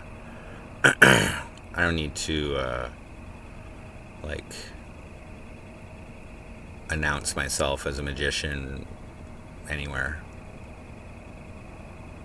Nobody even needs to believe in it except for me. But if I need to prove it, this is part of the magic right here. Simon Gibo, what up? Okay, number 11. This is the 11th rule and one of my favorites. So when walking in open territory, bother no one. If someone bothers you, ask him to stop. If he does not stop, destroy him. Fair. So you might wonder why I don't initiate a lot of contact when I do my IRL with people in open territory. It has to do with that rule right there. No shit. I really try not to bother anybody in public.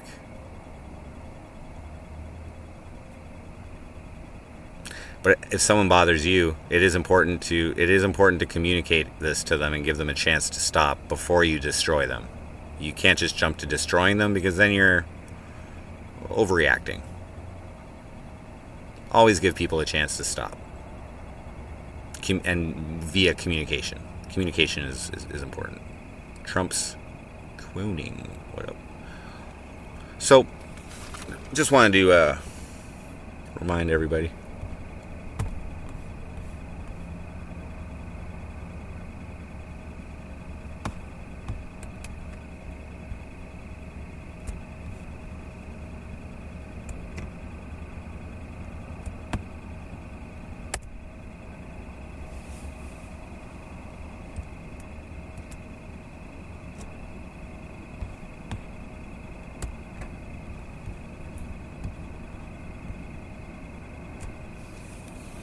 You a cunt.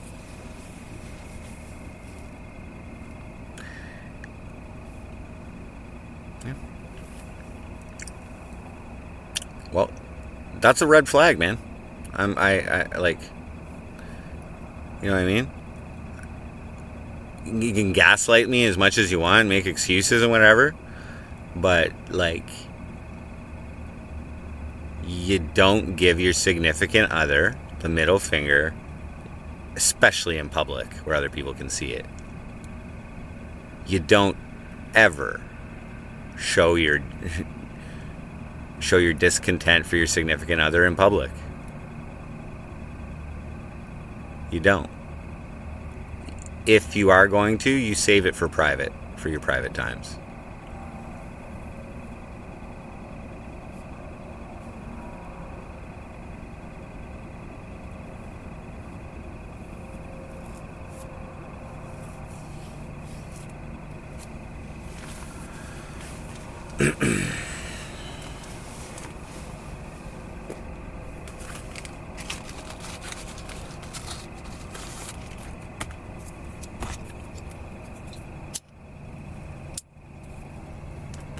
And that would have been my response. That would have been my response if the camera was on or off. Because at that point, the script was over. The pink kitty shit, the pink kitty stuff. I knew she was going to be a bit of a princess that day. Like that was like discussed. And secondly, it was her money paying for all that shit to win the pink kitty. So you know what I mean? I was just being like, the dude thinking it's stupid or whatever, that wasn't like any of that drama wasn't like fully authentic. But that middle finger, and it wasn't the first time the thing is, I'd warned her when I seen her acting in a nasty way to some other people. I was like, if you turn that attitude on me, it's not going to be good. Okay. And again, just most recently, calling me a simp, implying that I jerk off to anybody other than her, and telling me to go watch it by myself when I was only interested in watching it with her. That's not too nice to tell your significant other. So I'm confident in my instincts. It sucks that I probably had a little bit more to like try in that relationship, you know what I mean? I probably. But after like talking about it on stream and like hearing some of your responses agree with that. And also telling it to a friend who I trust and who's like straight-headed and shit, and they agree. Red flag.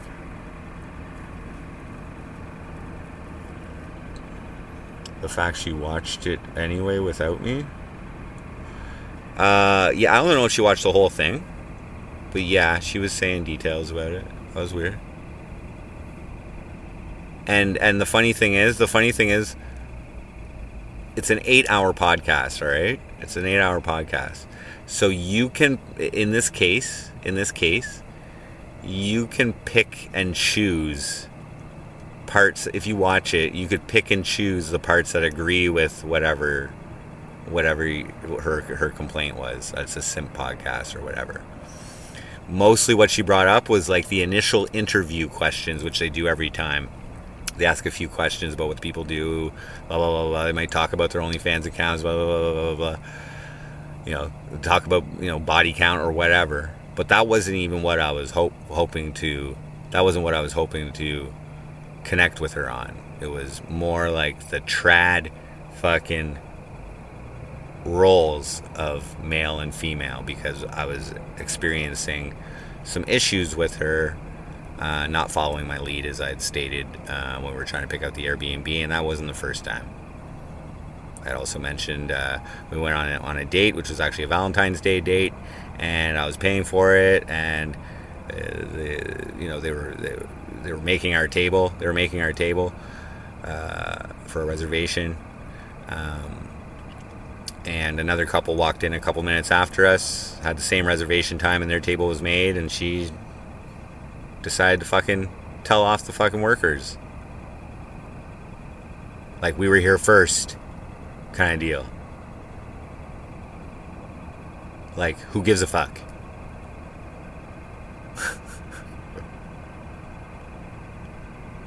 I think they knew that.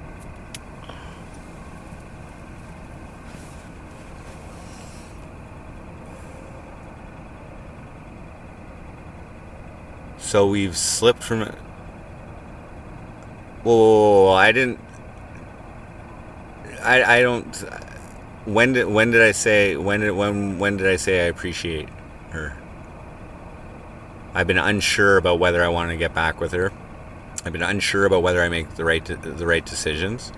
I'm not slagging her off. I'm not slagging her off, dudes. I'm justifying my decisions.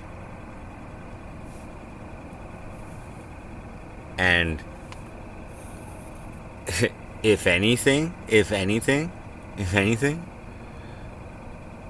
that girl needs to like recognize when she's doing something fucking wrong. Okay? She needs to recognize it. And I don't even think me saying anything is gonna fucking change that. But here's the thing: I unbanned her, I unblocked her, I fucking all these consequences that I tried to use to like teach her just so she could apologize. They didn't work. So I've unblocked her. I've put up all her videos that she was thinking I deleted her existence.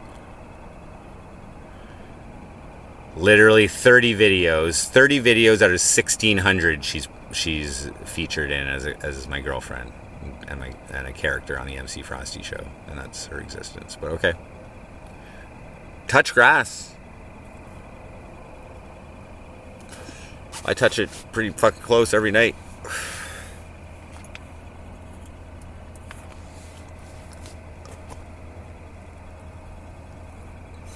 Or go see what fucking Scribbles has to say about life. Go see what Scribbles has to say about life.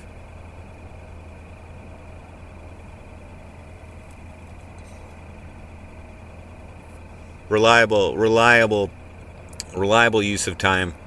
Reliable use of time when your fucking boyfriend is begging for your attention. Anyway, whatever. Okay. She's welcome back in here, guys. I'm not trying to turn you guys against her. I know you guys still love her. She's still got a lot of good qualities, okay?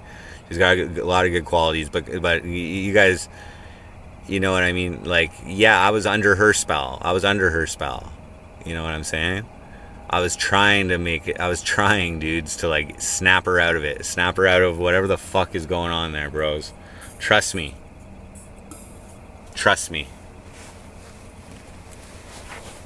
Like, I'm not saying that I didn't have my faults either. Like, she didn't like my meth use and shit like that. She had big problems with that. But like, she couldn't provide me with how it negatively affected our relationship, because I don't know, me being alert and talkative and into everything that you fucking say is pretty fucking cool, I think.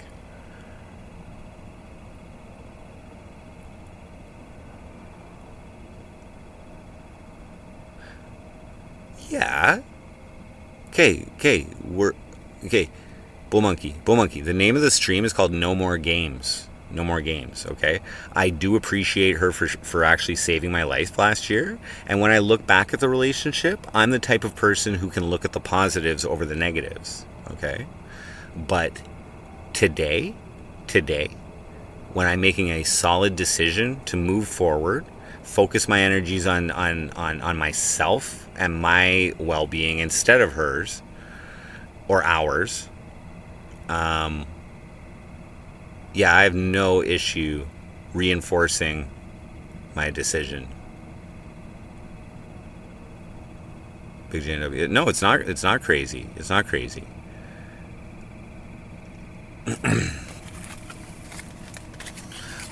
I mean, it's crazy in the fact that she was a MC Frosty super fan prior to dating me, and you know. But you know what I did? You know what I did? When she expressed problems with my meth use, you know what I did? More meth to help her overcome that. Didn't work too well.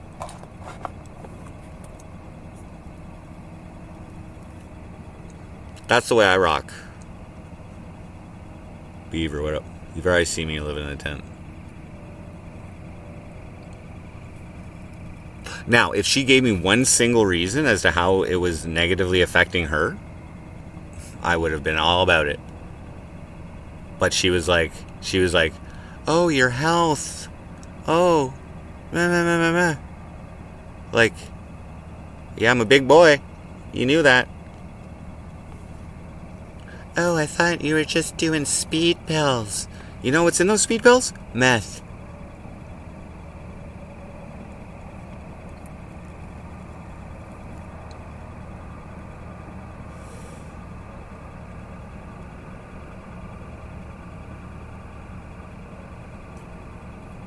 I could go deeper, guys. I'm not gonna slag her. I'm not gonna slag her.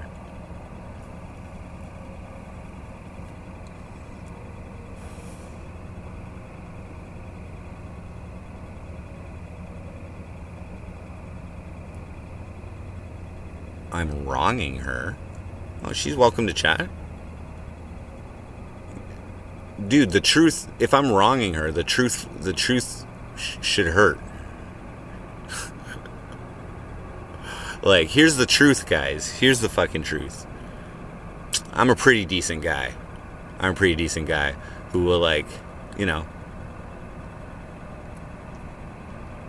uproot his entire life to try and make it work. You know, sacrifice the elements of his livelihood, which has made it a livelihood, for a relation, for the relationship. You know what I mean? But what I won't do is tell chat to take it easy on her on a stream if she's being trolled. I won't do that, because that's never been part of the MC Frosty business plan. And if you can't handle chat, you shouldn't be asking me to go on stream. And you probably should have took my advice in the first place, that we keep our relationship separate from the fucking MC Frosty show. But you wanted your existence to be recorded.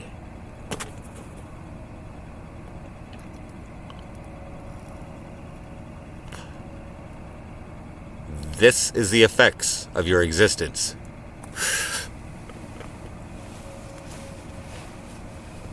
And guys, I'm not even telling you half of the story. And I won't, because that would be not cool. That would be wrong. If I was getting into like truly private details and shit, that would be wrong. And I won't. She's not the devil. She was a great viewer. She was a great chatter. She was a great supporter of MC Frosty. I'll give her that. She bought merch. She fucking had awesome emojis. You know what I'm saying? But at some point, she blurred reality and overstepped her role. Beaver, I will ban you for shit like that, man. Okay? I'll ban you. You've been around for a while. Don't be a fucking dick, man.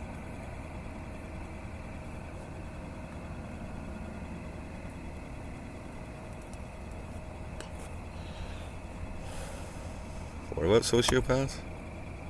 Don't go into sociopaths.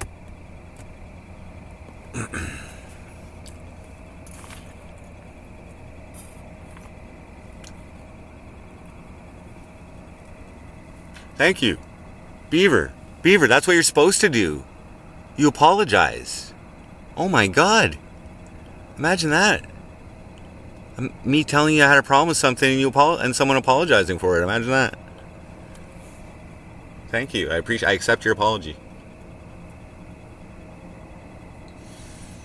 No, big JMW. I don't roll like that. I don't roll like that.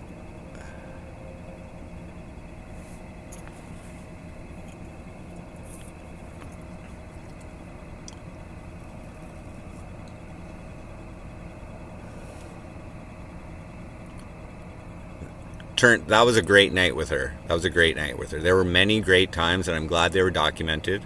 They're in the streams and the videos of it don't create her existence. Like, her existence is in my memory bank. You know what I mean?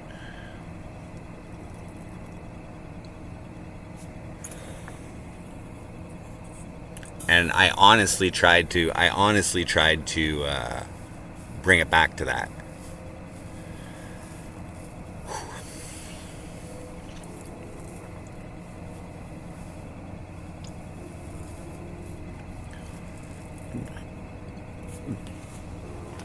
Yeah, over 2 years of Frosty's stinky, smelly testicles. Yep.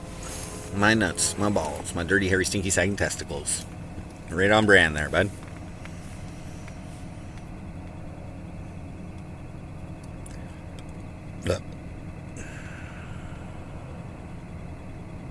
Thank God the smell of pig shit overtakes that.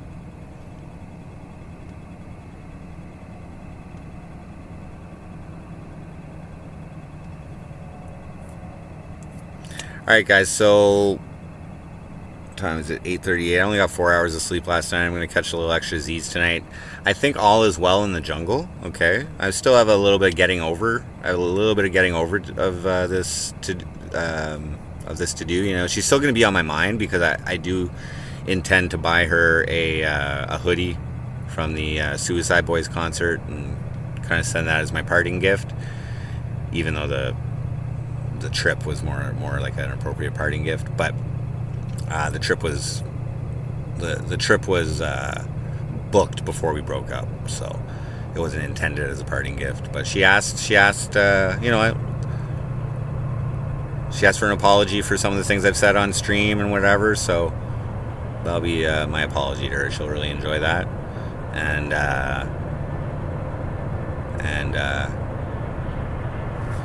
then we'll on to Frosty. Back to Frosty.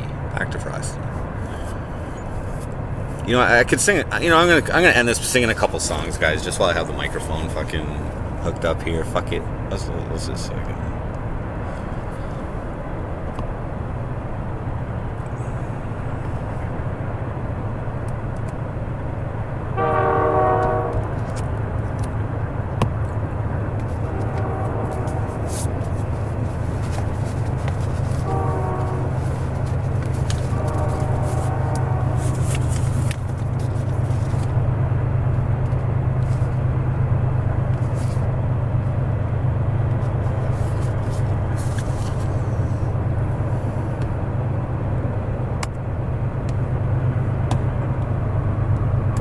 But be nice to her, dudes. Be nice to her. If she shows up here, we'll welcome her back in chat with open arms. She hasn't done anything to you guys.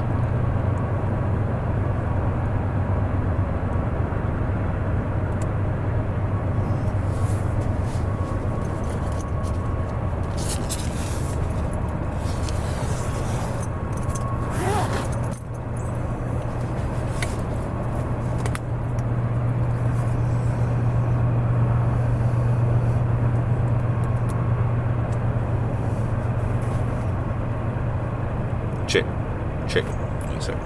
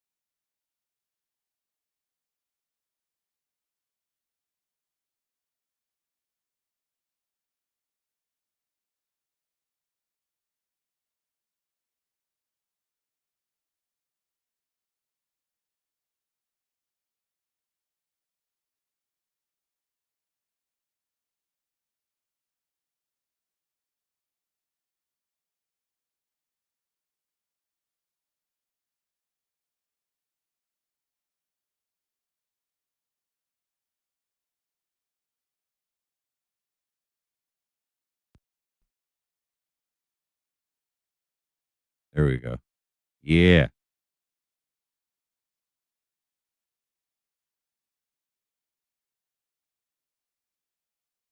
Yeah.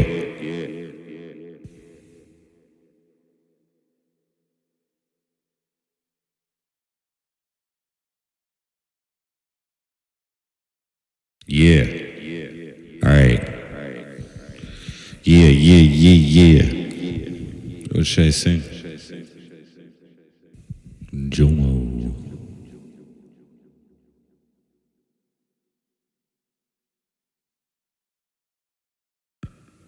Why would you?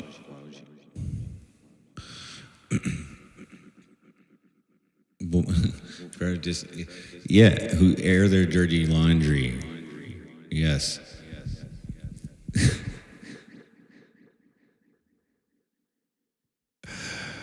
I just need to remind you that she wanted to be on this show. Okay? And I don't even think she minds actually being the center of attention at any point of discussion. I'm not even airing the dirty laundry, bro.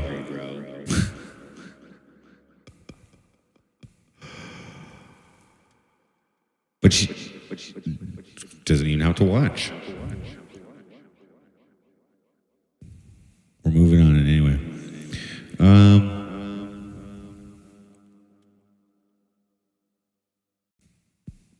Start the night off right, head into the show. Cash is tight, so we're drinking before we go. Gonna get fucked up, then we're leaving. One sip too many, now I'm heaving. Hit the floor right beside the toilet bowl. Made a mess, puked on my brand new pillow. Change of clothes, that's what I'm needing. The room starts spinning, hit my head, now I'm bleeding. The cut is deep, looks like an emergency. Clean the wound, bandage with some urgency. Lift me up even though I'm real heavy. I need mouthwash, time to chug another bevy. Yeah, people don't like my music, man. Beaver. Start the night off right, cash is tight, scope and fried. Listerine makes me need to pour me some of that minty green. Start the night off right, cash is tight, scope and fried. Listerine makes me need to pour me some of that minty green. Start the night off right, cash is tight, scope and fried. Listerine makes me need to pour me some of that minty green. Take a swig, gargle it, swish it up, swallow it. Ooh, that minty green. Fresh breath, save money, keep my mouth clean. Take a swig, gargle it, swish it up, swallow it. Ooh, that minty green. Fresh breath, save money, keep my mouth clean. Start the night off right, head into the show. Cash is tight, so we're drinking before we go. Gonna get fun.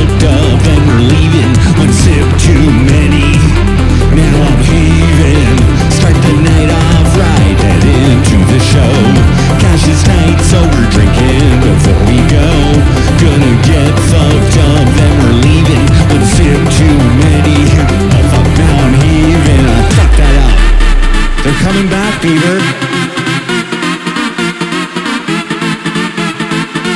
Start the night off right, cash is tight, scope and stride. Listerine makes me need to pour me some of that minty green. Start the night off right, cash is tight, scope and stride. Listerine makes me need to pour me some of that minty green. Start the night off right, cash is tight, scope and stride. Listerine makes me need to pour me some of that minty green. Take a swig, gargle it, swish it up, swallow it. Ooh, that minty green. Fresh breath, save money, keep my mouth clean. Take a swig, gargle it, swish it up, swallow it. Ooh, that minty green.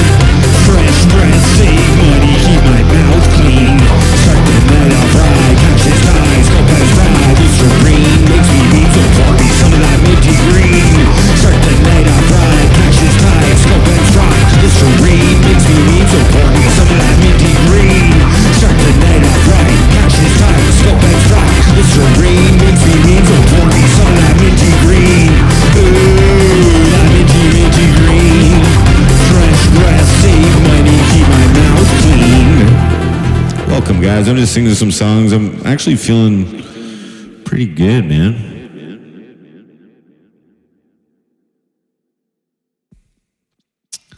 What else we got here? All right. I haven't done this in a while.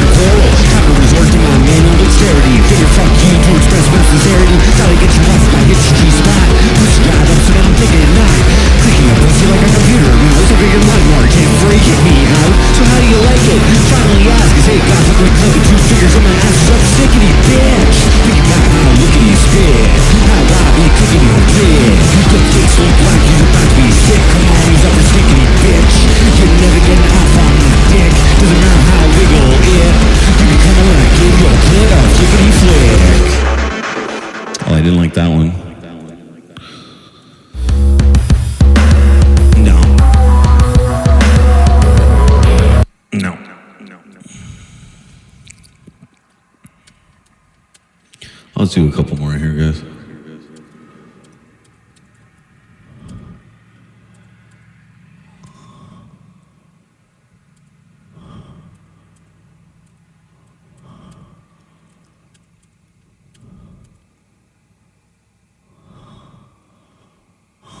All right, I'll try this.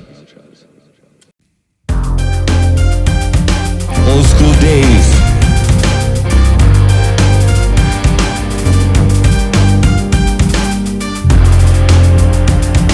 Church giggles, what up? 7-Eleven manager. I'm so motherfucking frosty. From the front to back, as if a fat fucking line and then I'll smoke some crack. Fiend, rock, oxy, speed, THC, yeah, oh yeah. I'm so motherfucking frosty. From the front to back, as if a fat fucking line and then I'll smoke some crack. Fiend, rock, oxy, speed, THC, yeah, oh yeah, oh. Feel that drugs and know I'm out of control. I feel it deep in my bones, going straight to my soul. I'm feeding rock, oxy, speed, THC, yeah, that's what you holding and give me a hey, oh. These drugs of choice, lest I be tripping and I'll drop a hit. Maybe from T, I'll be sipping whatever it takes to get me out of this place. I can forget all my mistakes if I just smoke some free base. If I'm feeding for some rock, then I'ma cook it up. And if I'm feeding for some oxy, I'ma crush it up. If I'm feeding for some speed, I'm gonna chew it up. If I'm feeding for some weed, I'm gonna blaze it up. If I'm feeding for some chachi, I'ma sniff it up. If I'm feeding for some pussy, I'ma get it up. If I'm feeling like a wussy, I'ma suck it up. Now I'm feeling frosty fresh and I'ma fuck it up. Running around the back as if I've had like a line and then I'll smoke some crack. Fiend, rock, oxy, speed, THC, yeah, oh yeah. Running around the back as if I've had like a line and then I'll smoke some crack. Fiend, rock, oxy, speed, THC, yeah, oh yeah. Finally managed to make the pain fade away. It took an 8-ball of yay, only 250 I paid. It was a nice big rock, yeah, fresh off the block.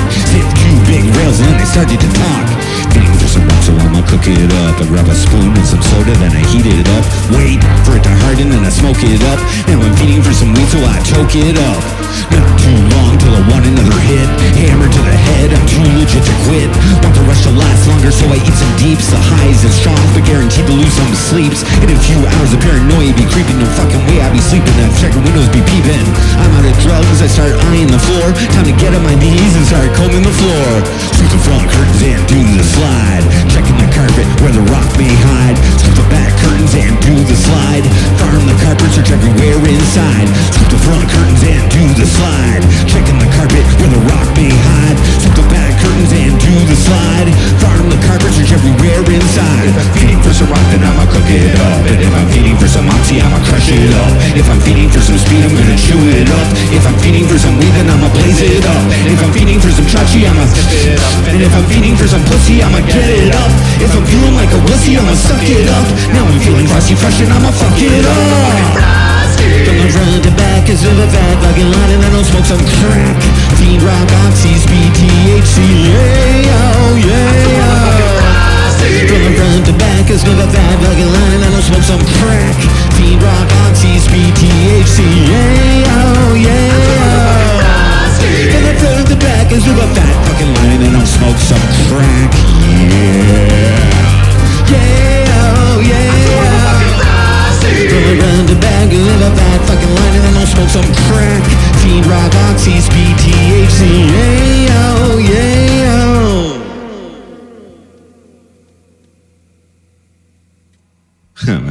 My boss, yeah, he has actually heard me.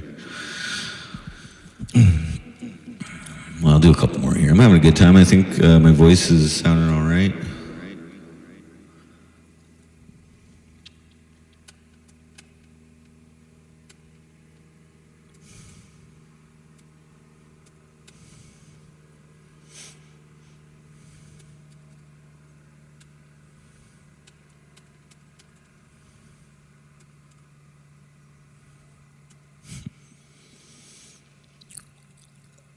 Blue balls.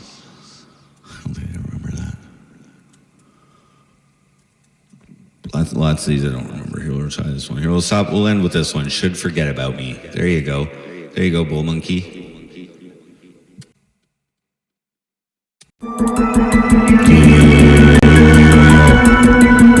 Don't you play me.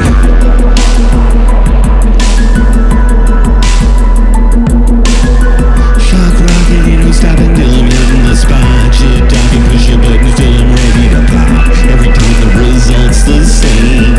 Take your time, the insults the game.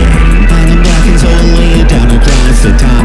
Give me a word you never played me, now you about ready to drop. Do you remember the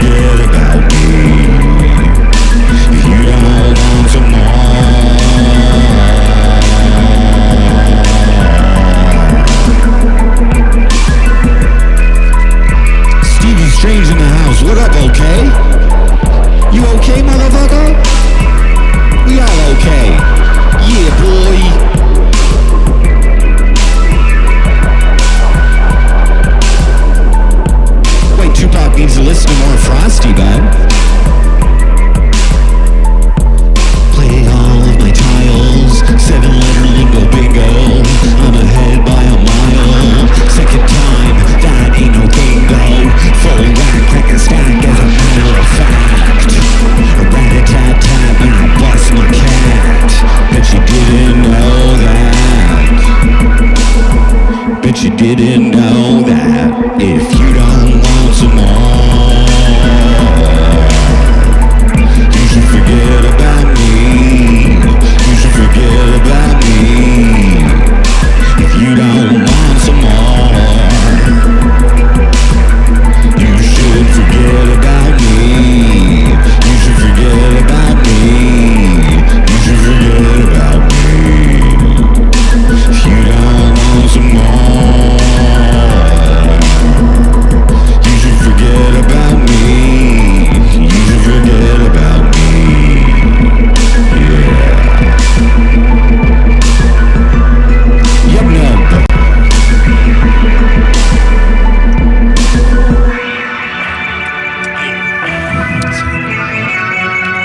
Forget about it. Just forget about it. I mean, I'll do another one. Fuck it. That's a good closer, though, because you should just forget about me when I turn off the stream. Blue ball. Truth tell now. Incel? Yeah. We're back to that, bud. We're totally back to that. Welcome back, Frosty. Yeah, baby. I know that you want me. I know that you want me. I know that you want me. I just want to turn you on. See through my eyelids. Stimulate me when I need sleep. And if I dream, it's about you. Infinite camaraderie that you provide me. Better than best friends who text me once a week. Real life is so boring. No one pays attention to me. Need your chat to enter me. Streaming, flowing, truly lonely. Feel me, empty, see me, read me. Content fills me. Why did you show me how to feel complete? Dark to my heart, wrap it around, holding 1/2 chord 3. Warmth of my computer screen is like your body against my cold bitter heart. Let me be your styrofoam icebox. Renew my energy, still friend me when I'm in detox. Brightly contrasting as I turn you on. You can consume me in 1080p, then I'm gone. Your subscription, my prescription. Medication takes dedication. Isolation, imitation, love for donation animations. Temptations, degradations, palpitations, excitations. Raising the good vibrations, a minute for collaborations. Like what about to come in the motherfucking December, bitch? You didn't really think this was an incel song though, did you, L Powers?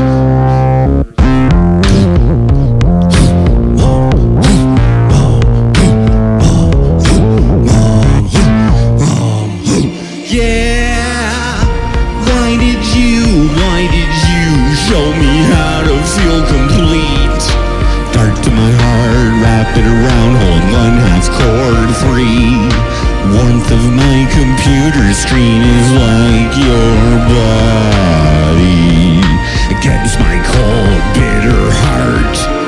Let me be. Let me be. Let me be. No. Subscribe to me, y'all. Let me be your styrofoam icebox. Renew my energy, still friend me when I'm in detox. Brightly contrasting as I turn you on. You can consume me in 1080p, then I'm gone. Why did you make me feel incomplete? Turn this right on. Let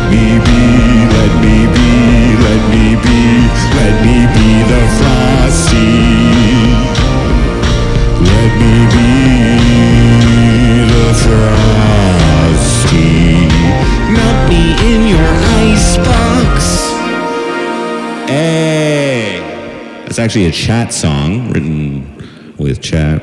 Shout out to Faithless Follower and Looney Lune. Oh, this is just too much fun right now, guys. And I'm gonna like pass the fuck out. I'm done here. What's this one? Underground? Nah, it's too easy. What you saying? What you doing now? No. Why are you trying to hurt me? Shit. Okay, I'll try it. Shout out Sean Pops. Sean Lee Pops, I apologize. Yeah, boys, we still here in 2025. Ruin life crew, bitch. Why you trying to hurt me? Why you trying to hurt me? Bitch, why you trying to hurt me? Took your best shot when you were standing right in front of me.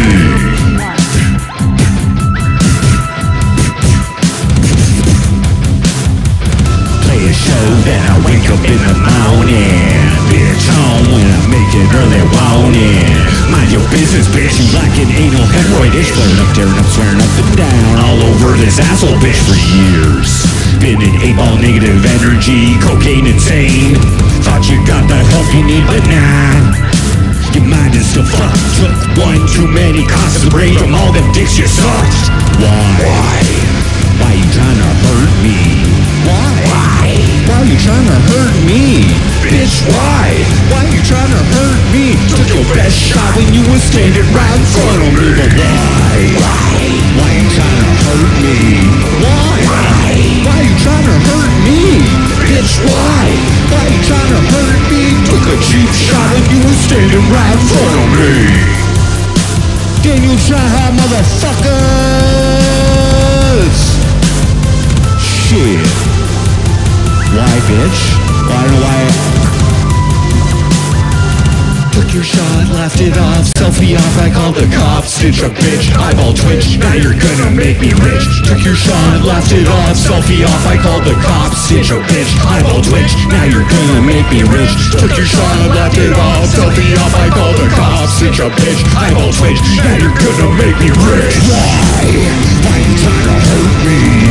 Why you trying to hurt me? Bitch, why you trying to hurt me? Took your cheap shot and you was standing right in front of me.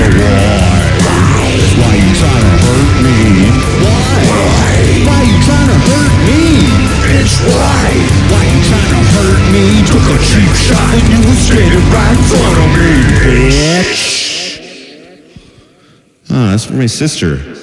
She punched me in the eyeball, man, and I'm like, why? I only said your fucking broken vagina is the reason for your unfulfilled existence. Well, since Daniel Tryhard's in the house, we can try this. My memory's somehow working right now. Let me try and find this one.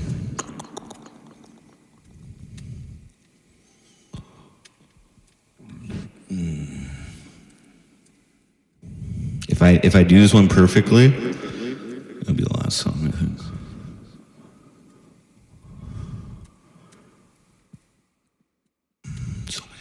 So many songs.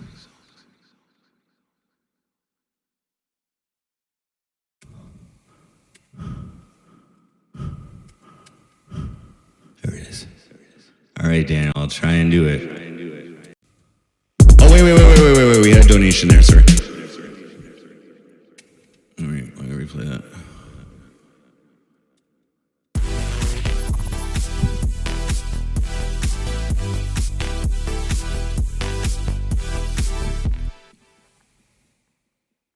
Church Giggles donated $3 through Super Chat. What's your ideal BPM?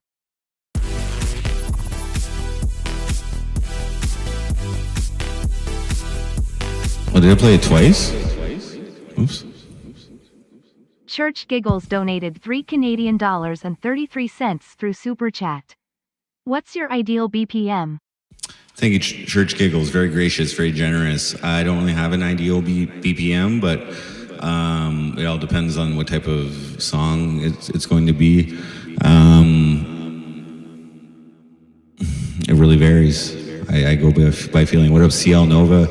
This is MC Frosty. I'm just singing some of my songs. I feel pretty good right now. I'm in a good mood, and my voice is working pretty good. I don't know, does it sound okay? Fine, fix it. Will. Romeo. Okay, I'll try and do this perfectly. Daniel Tryhard loves this song. That's why he's putting those flames up there. He knows what's up. He knows it. Or she, I can't really say for certain. He's a troll, so he might be like a supermodel. I'm single, Daniel.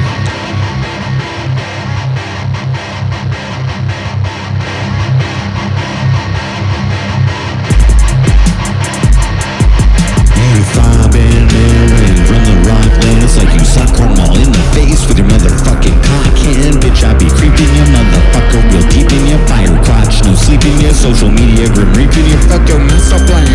Big man in Afghanistan, we in my kitchen now. What? Beg my pardon?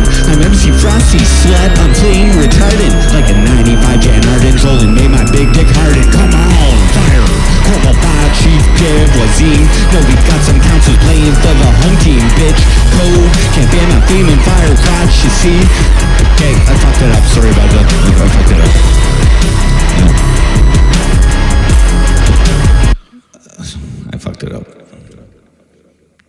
Some councils playing around. It's alright.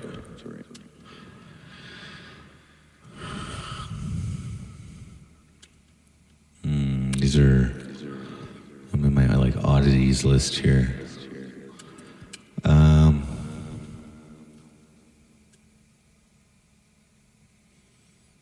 Yoba. Head from dread. Math cures COVID-19. No. Drink bitch. Dick pics. Cheyenne was it the dick pics alone at midnight? I keep been doing that every day. Back pages.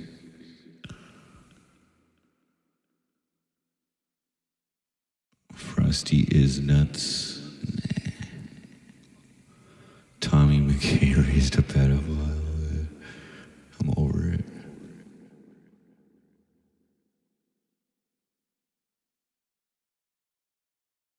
My nuts, no. Living on government money, I could. I like meth.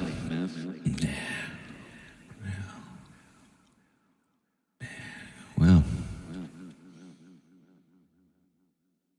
I like to do something. All right, I'm gonna try this.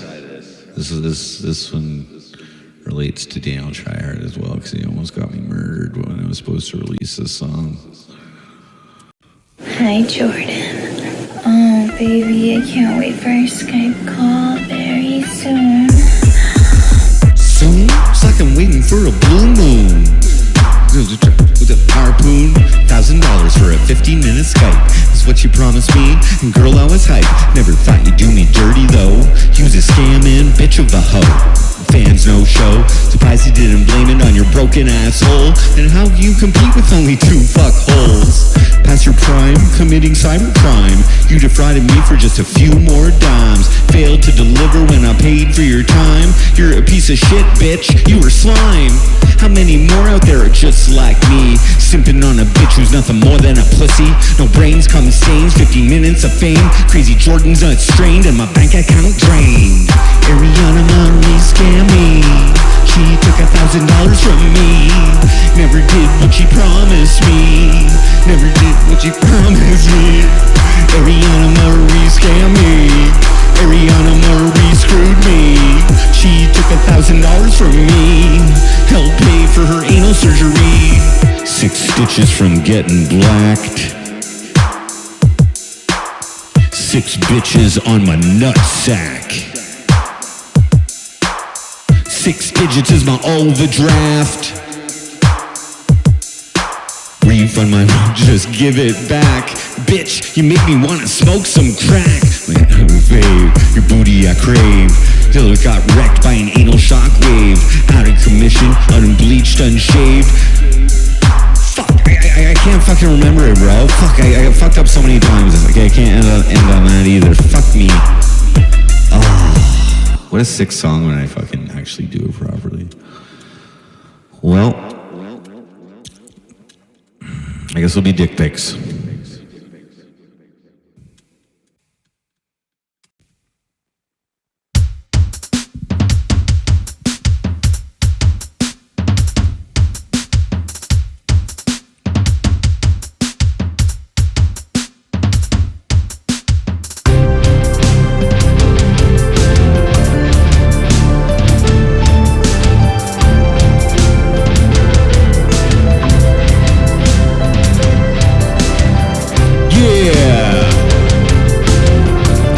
Send some dick pics now. Shit. Better get ready. It's medium. Sporting a frown, bored just sitting around. Last night I spent my paycheck finance escort in town, but I'm still real thirsty for some of that poontang. So I whip out my dick and let my balls a-swang. Figured I'd take a quick pic, maybe snap it twice. Crop that cock, make sure my shaft looks nice. Now I search for a sexy lady in the hopes that maybe, just maybe, my high JPEG gon' get me some head. Switch to the fake profile, my pic is a selfie. I downloaded some dude's 8-pack, makes me look super healthy. Quite sure that I'll attract, as a matter of fact, every woman I contact. Here's a hoping she's wealthy. Finally track her down. She looks kinda rich. I really just hope that she isn't a bitch. Send her a private message. I hope she gets back to me. Favorite pickup line. You like the bitch? 'Cause I be sitting at home with nothing else to do. Why not take a picture of my dick and send it off to you? When I be online picking up chicks, what else is there to do?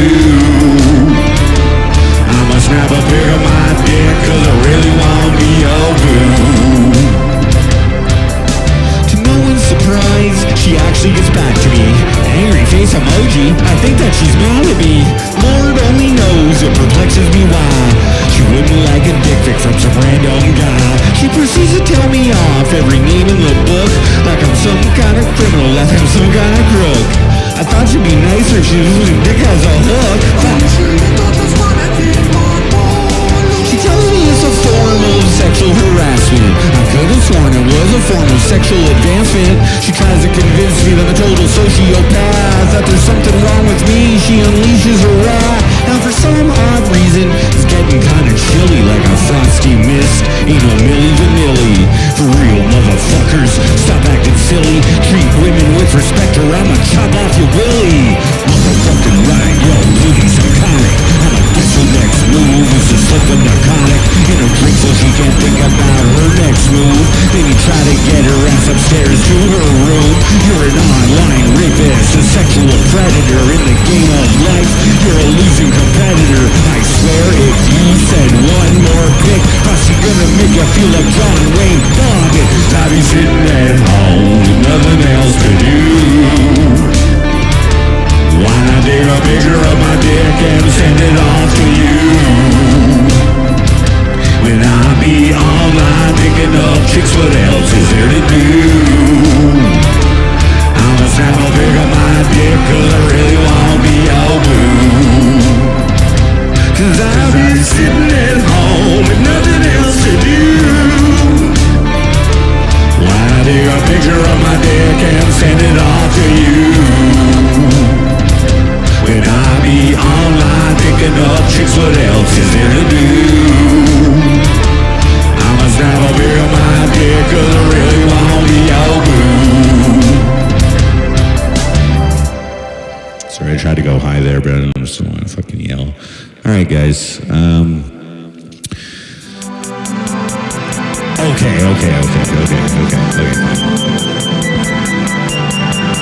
Hopefully you gon' get it. Hopefully you gon' get it. Hopefully you gon' get it. Real life creep, bitch. Hopefully you gon' get it right, cunt. Hopefully you gon' get it right, cunt. Street for stream. Hopefully you gon' get it right, cunt. Hopefully you gon' get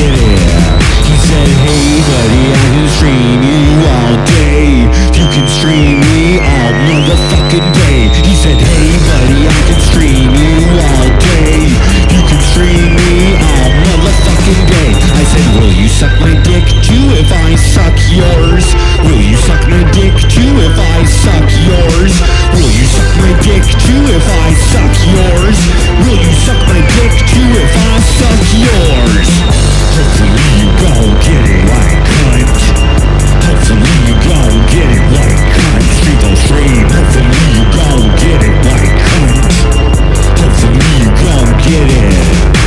Remove the picture, reported. Hey Jordan, there's something about this photo that bothers me. Will you please take it down? Remove the picture, you're reported.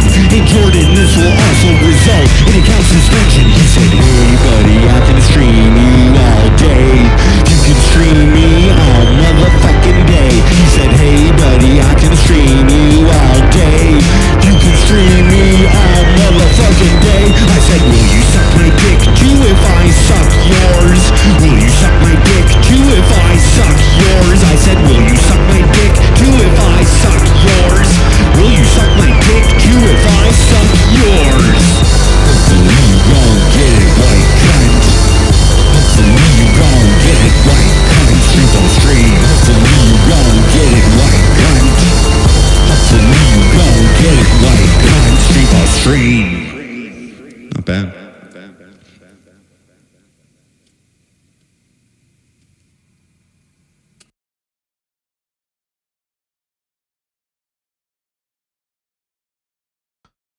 Considering I haven't sang a lot of those songs in a while, that was not too bad. Thanks for that was fun. That was fun. This is entertaining because I lack content. Go check out on YouTube. Go search MC Frosty Topic, or scroll on my homepage down to my albums. Have a nice listen. Maybe you want to just listen to the top tracks. Maybe you just want to listen to the music videos. That's called My Music. Yeah. There's a lot of context that you're missing behind all those songs. You might as well just start the beginning, dude. 2019 playlist. Go check it out and keep rocking. Nails on chalkboard music. Well, you listened to it and you formed an opinion, and that's all I can ask. As a music producer, that's all I can ask, and it's beyond my control once it exits my asshole and enters your ears. I can't help if you hear farts or angelic horns. But have you ever tried a Q-tip, Jomo? Might be affecting your hearing. Yeah, I slept 4 hours. I worked 8. No, I'm done singing. That was a nice little batch. All right, guys, I'm gonna get some sleep now. I do have to work in the morning. Thank you very much for this stream. We're planning for post work. We're planning for December. I'll be off work in November, and then we're planning for December. So thanks for tuning in. And remember, I have unbanned Heartbeats. She's in chat. Be nice, guys. You know you all love her. I also unprivated her existence on my page. So I took away all the consequences that I had imposed because they didn't work. So I guess she didn't like them. But never too late to apologize. All right, guys, have a good one. Thanks for tuning in. MC Frosty out.